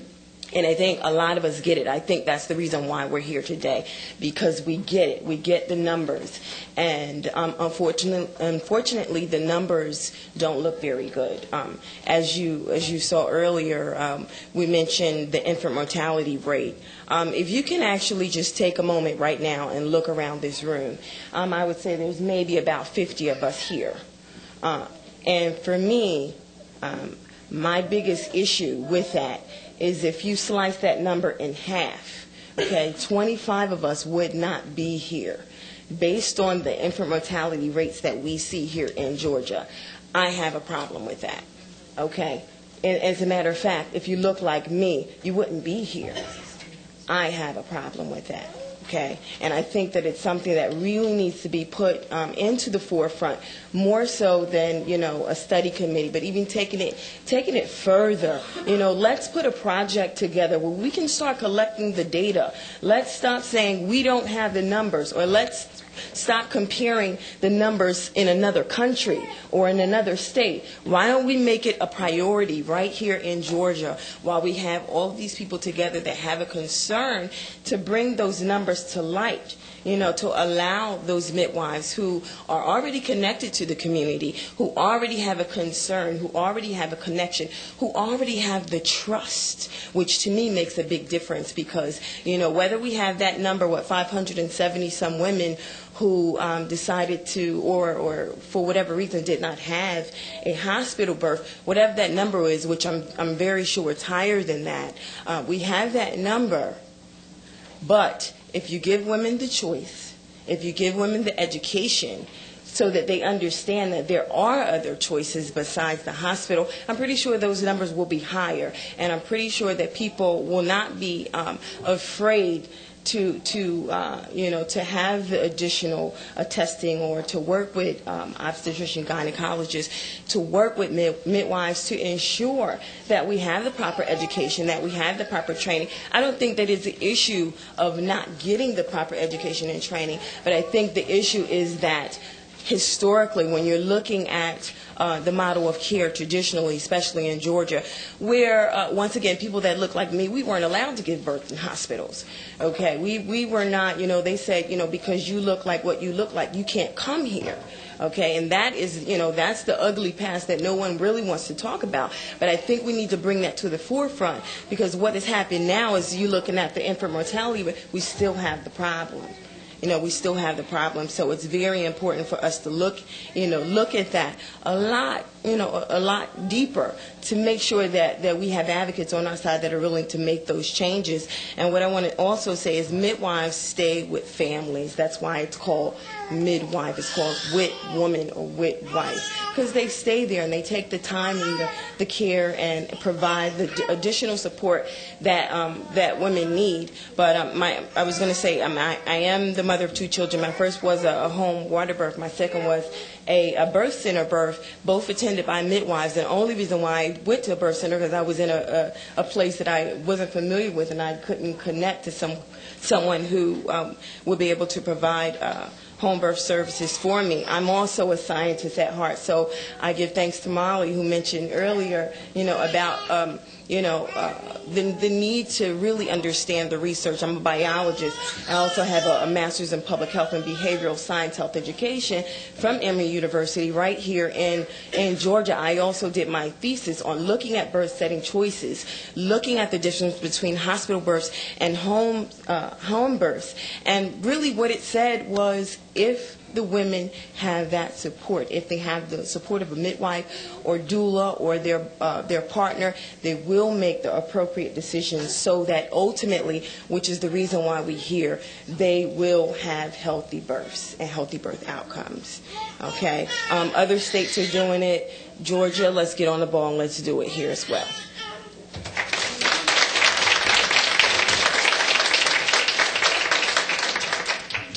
Linda Walker, and I'm going to just go ahead and ask, is there any additional person who would like to speak? One, two. Going once, twice, close at those two names. Okay, so, three? Three. Okay, three. All right, close at those last three.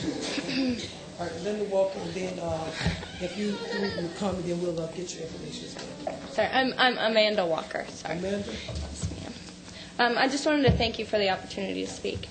I actually had hesitated to speak because I know there's a lot of stories out there on both sides about good home births and bad home births, and good hospital births and bad hospital births. But I changed my mind because my story is not that unusual. I have a story that I had a not so great experience with a transfer into the hospital. I feel like my story illustrates the need for the acceptance of home birth midwifery by the medical community. I planned a home birth with Mason in September, but after hours of laboring, we noticed a problem with his heart rate. So we decided it was safest to go to the hospital. We went right away to the closest hospital. When I arrived, the on-call doctor came in, and he started raising his pitch of voice, telling me his name, and then he started screaming at me, and I'm not exaggerating, that he knew I was only there to sue.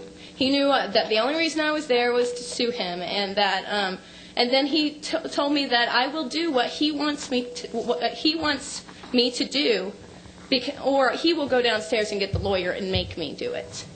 And while this is all happening, I'm about 8 centimeters in the middle of a contraction, and anybody who's been in labor knows what that's like.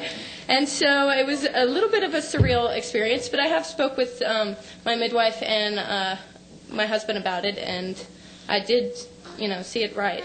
But he told me that he is going to insert a monitor right then, and I was in the middle of contraction, and I said, no, wait, please wait. No, wait. And my husband and my midwife were both saying stop. But instead, he grabbed my legs and opened my legs and put it in anyway. Now, I consider this to be assault, and I'm pretty sure that the laws would...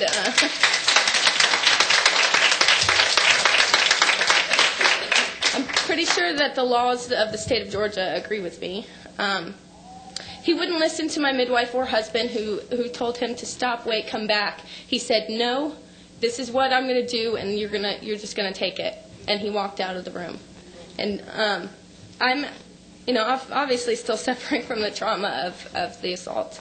But, it's kind of a long road. I'm going to be really quick, but I just felt like my story was something that needed to be heard, because what happened to me really shouldn't happen to anybody. Whether I was a criminal and whether I had done the most horrible thing to my child and myself, nobody deserves to be treated this way. And I know that I was treated this way because I was a home birth transfer. And I understand that doctors have trouble because they have to see, when someone comes in and they've never seen this patient and they don't know their history. And I'm sure it's a very scary thing to them because they could get sued. And I have never been through that, but I can imagine it's very awful. But it doesn't excuse the behavior of assaulting somebody. And I know that I am not the only person who this has happened to, probably in Georgia. And this did happen in Georgia, down in Columbus, Georgia. So regardless, women are going to give birth at home. And I think that since women are going to give birth at home, we need to do something to change that and to help the communication between the medical community and midwives and home birthing families. And I feel like this is a good step in the right direction. So that's all I want to say. Okay, thank you. Before you leave, Amanda, make sure that you sign in so I can get your email and we'll be able to contact anyone else, as well as once y'all finish, I want y'all sign in as well. Okay. Hello, my name is Dr. Patrick McCarver. I'm a chiropractor here in Georgia and proud father of 2 children. We had 2 very different birth experiences. Our first child was a planned home birth. The second was a kind of a planned hospital birth. We labored at home but went to the hospital. The standard of care with our home birth and then the standard OB visits, things were just totally different. We were very much pleased with the time, the effort that our lay midwife put into it. Whereas we would go to our OB with our second child and we'd sit in the waiting room for a half hour, maybe an hour. We see the doctor for 2 minutes and then we're out of there. No real questions asked, no advice given. And then when the actual birth experience was tremendously different. At our home birth, we were in water. My wife was comfortable. We were in our home, and I was there being a part of the birth. Very supportive midwife, very knowledgeable, and we really had no concerns. It was a long labor, but she was there. Birth our child, he has no problems. Hospital, we got there, and immediately things were different. We had a birth plan in place, which they allowed us to follow, but we were immediately quarantined off to one corner as this naturally birthing family. And it was unheard of in this hospital, which does have a rate of about 95% epidurals. But we were in this corner, and the doctor kind of stuck his head in and out of the room every now and then. But my wife was encouraged by our doula at the time to walk around, change positions, shower, different things. And they were appalled. We were told, you're being too loud. She can't, I mean, my God, who's the doctor or myself to tell her not to be quiet? If she's, dilating with a baby and having contraction, please do what you need to do. But, for God's sake, who's to say what you can and can't do during that time? So, and then, the actual birth experience, my wife, my doula was smart enough to say, you're having some trouble, why don't you try turning on all fours? That was done, and immediately, our child was coming down the birth canal very quickly, I might add, and the doctor never even had time to get to the room. Once things were done, and I actually assisted in the delivery, but once things were done, and we were then again quarantined into a back corner of the labor and delivery of the other unit where after you have the child. And it was just totally, we were ostracized because of our choices. We were at the hospital because we did not want to follow their recommendations for what we would do with our child, how we were then taken care of. And I don't want to see that. I'd like to see mothers have the choice. I'd like to see that choice then be supported by this network of the doctor, the midwife, so that we can have the best care in the emergency situations. And then we look and see over 90% of births are normal births. There's nothing wrong. Let's have a person who specializes in that, and then let the doctors who specialize in those emergency situations specialize in that. Okay? There's a time and a place for all these groups to be there. Now we need to have a law in the books that says what these people need to do to be certified, so that we can know that the person that you're going to has the training, has the knowledge, and then we can trust that. We can have a network and we can have support. We don't have to feel that we're ostracized or have to go underground or feel that we're somehow doing something wrong by birthing a child. I mean, God, the women bodies are made to do this. We act as if this is some kind of unnatural event when a woman gets pregnant and is having a child. No, we've done it for thousands. We've done it before there was a medical doctor. I mean, come on. Let's use a little common sense and let's get a law in the books that allows this to happen in a normal, easy, comfortable setting, whether that be your home, whether that be at a hospital, whether that be in the backseat of your car. I don't care. Let's get this done, and let's realize that the mothers have to make the choice. It is their bodies. It is their babies. and let's just all get behind it. Thank you very much.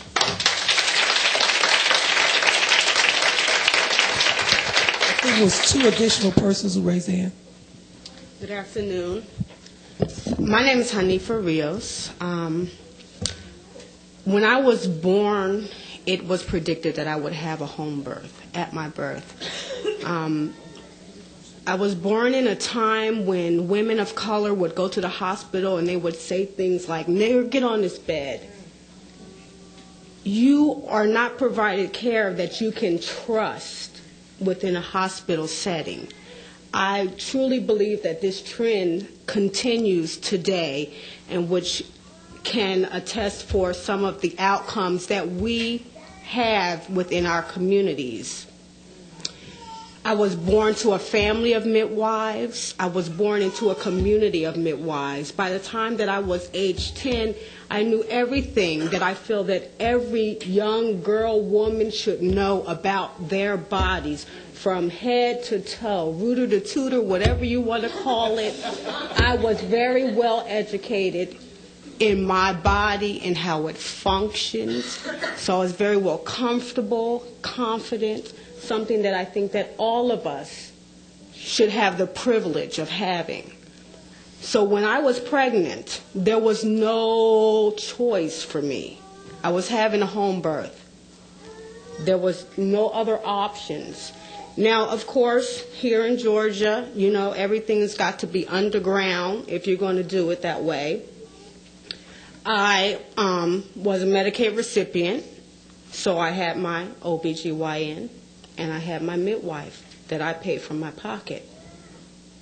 Now, I had my OBGYN to get the testing and things that are required or necessary or suggested in order to make sure that I was healthy, that I was carrying a healthy pregnancy, that I was taking care of myself, and that I could use as backup if necessary without having to deal with some of the trauma that we may have to face if we do have an emergency in a home birth setting. My first child, born at home, presented breech. This was while I was in labor. There wasn't no time, either from the midwife or from the OBGYN that I was being attended by, detected that I was carrying a child in a breech position. So at the time of labor, where I was already close to 6 centimeters, it was understood that I was breech. And I was told that I would have to make a decision of what I needed to do. And I decided to continue to labor and deliver at home. I did that for my own self, from an educated background, understanding that if I did go to the hospital that I would have a cesarean section for my first child. I knew that I was in capable hands. I knew that I was in hands of a midwife who had serviced the community for many years, grew up under her myself, so I felt very much well supported, and I had a very trusting, I knew what I was doing. I had that baby. The midwife was equipped. She had all of the oxygen, whatever was necessary in case. My second baby, on the other hand, I had preterm labor. I also had a certified nurse midwife. And to me, it opened my eyes in education and how we are educated. The direct entry midwife was not educated in fear. The certified nurse midwife was educated in fear. And it was evident in the care that I received from her. I delivered that baby at the hospital, and I believe to this day is to afford me the experience to understand women who do have to deliver in a hospital setting. I still was fortunate enough to not have to endure all of the interventions because I labored at home until I had to deliver. So I had to experience that mother in labor driving down bumpy roads in order to get to the hospital, women who have to get out of cars when your brain is not quite understanding how that is going to happen while you're in labor, being carried and barked at by nurses about what I had to do and could not do and could do when I got into the hospital room. That's one part of me. The other part of me is working within the community.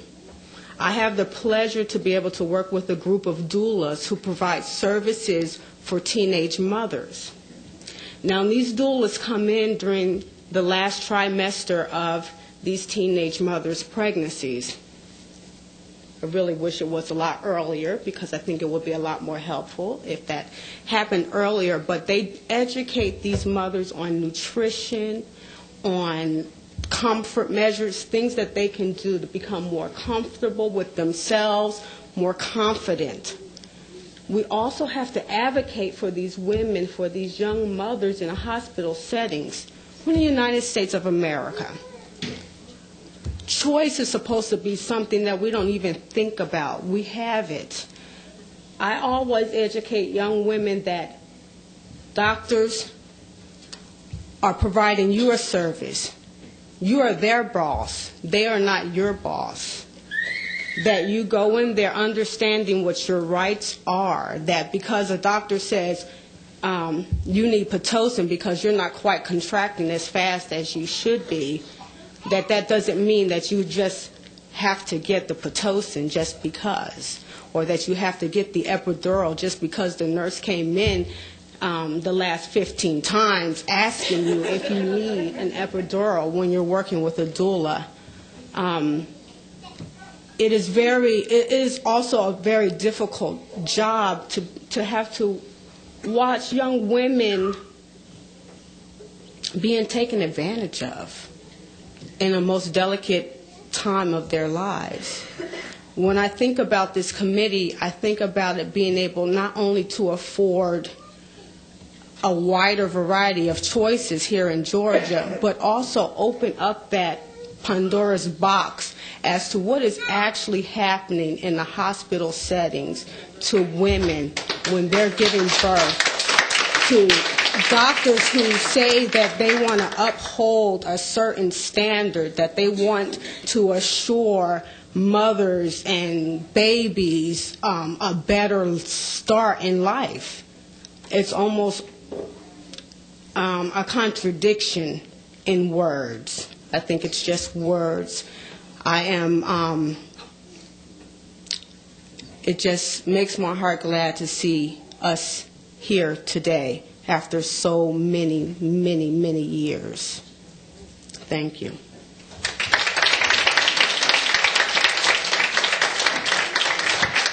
I think it's one last speaker, and those people who she says she does not.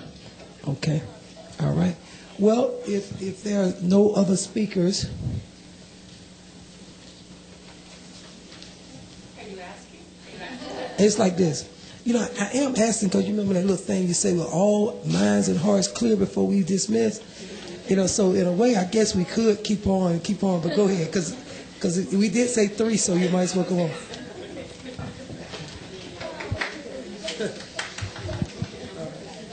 Thank you. I'll make this brief. Thank you for babysitting back there.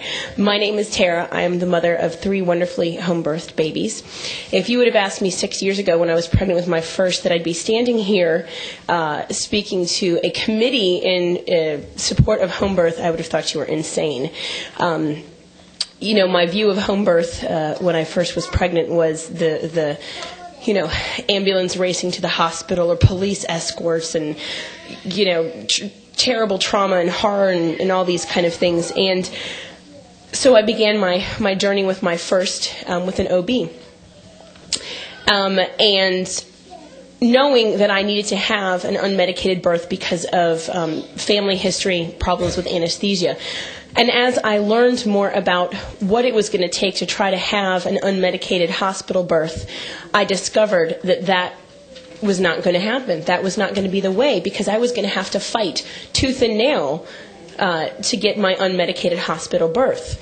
And that was when, thank goodness, God showed me about home birth. And I had wonderful midwives who were completely competent and completely knowledgeable and completely supportive. And I'd be repeating a million other things when I say the kind of care I received. This was the way for our family to go. And I'm sorry, I'm distracted by knowing my daughter's out there. We're comparing apples and oranges.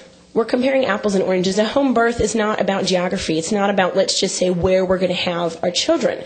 It's about a whole lifestyle, and it's about knowing our bodies and in fulfilling the ultimate potential of a woman's body. And I think that looking at this issue, we have to look at that knowing that we're comparing apples and oranges, and that we have a whole lot of medical community testifying to be in support or not in support of this, when the reality is, it's why don't you have a veterinarian come in and talk about heart surgery?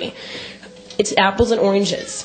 We do need to have two different models of care. We need to be able to have, as the people have said, specialists who deal with the 90% of women. I hope that's not mine. The 90% of women who do have normal births and who take responsibility for their own care, for their own health, and we need to have the specialists that can handle the problems that come up. I feel very strongly about this, and I do hope this bill goes through so that we can have, from here on out, and the numbers of women who choose the same choices that I have, they can have the kind of care they need. Thank you.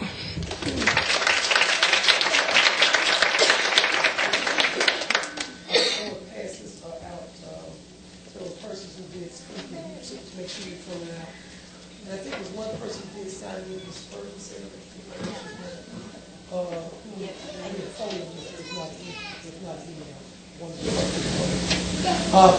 well, this concludes the official 5-day study committee as authorized by the Georgia General Assembly. And however, as I stated in the beginning of the meeting, it's what we have to do, obviously, is as a committee, with all our committee members, specifically the co-chair as well here, Stephanie Benfield, is to begin to look at this data and come back with some type of a recommendation as how we move forward. One of the things I had said is that we've had a varied amount of opinions, and we've tried to have different opinions. Obviously, is that this probably was maybe one of the largest forums that families have had that have been involved in home births to present themselves. Obviously, they took very well and good use of it because that was a view that we traditionally may have not heard. So those persons who represent the OBGYN or the medical professions or hospitals who also was invited, and other professionals, we hope that we had an opportunity to hear, that you feel that you had an opportunity to address your issue. You're probably not going to have as many people from the medical profession and hospitals to speak unless they organize themselves to come all of a sudden one day and speak. And they do that at different times in the legislature. And so I say to word of mouth, because we did not get necessarily TV coverage, and I actually wanted coverage because I wanted to be sure that as many people who could hear of it did hear it, because in February when we did it, you can click on the back there, on the back side for people inside it. And we also, when we had the little policy hearing in January, the newspaper, the Atlanta Journal-Constitution did take it up. I need a couple more minutes. I was speaking to that. Me and Amanda Walker. At the proper time. But in January, the Atlanta Journal-Constitution did do a story on it. And so we was hoping that at least they would do some follow-up on it, so that we could have as vast amount of people as could come speak and hear their opinions were heard.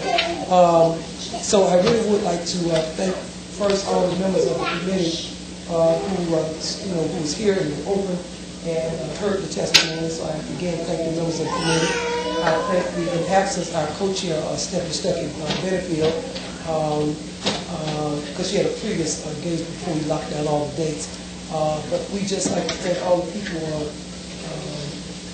Attorney Long and our research person, and also Sally Fox, who was our research person prior to that as well, for their work. And what we say is that we will have to, as a committee, come back together. I don't know whether we'll do it. I have to follow direction with it from Stephanie, how she's thinking about it, and your input, representative and others, would be good as to whether we try to do something before we go in on 8, or whether or not we will, as the session starts, we set some time to continue some of this dialogue in terms of coming up with what, if there will be legislation, how we proceed with it, whether it be one piece of legislation, whether it be 2 pieces of legislation, and also now that Dr. Brown, as you have also stated, some of the concerns that you have as far as following our recommendation to see whether or not what you can do from the statute necessarily, from your regulatory position, that also may be helpful to this particular position. Myself personally, I'm just honored to have had the opportunity to be a part of a process that looks at the legacy of midwifery in the state of Georgia and the possibility of how maternal care, how midwifery can be reintroduced in a positive way and a safe way into maternal care in the state of Georgia. And I think that we have seen different models of care, and we believe that if we really are willing to give up who we are in the matter of this situation, then we may be able, as a group of people, to come together to come up with a solution that will actually incorporate the work of the obstetricians, the work of the midwives, and in a way that will benefit families, which is our ultimate goal, to make sure that we have healthy outcomes for our families, healthy outcomes for our children, and the Georgia moves ahead progressively. Thank you very much. I am able to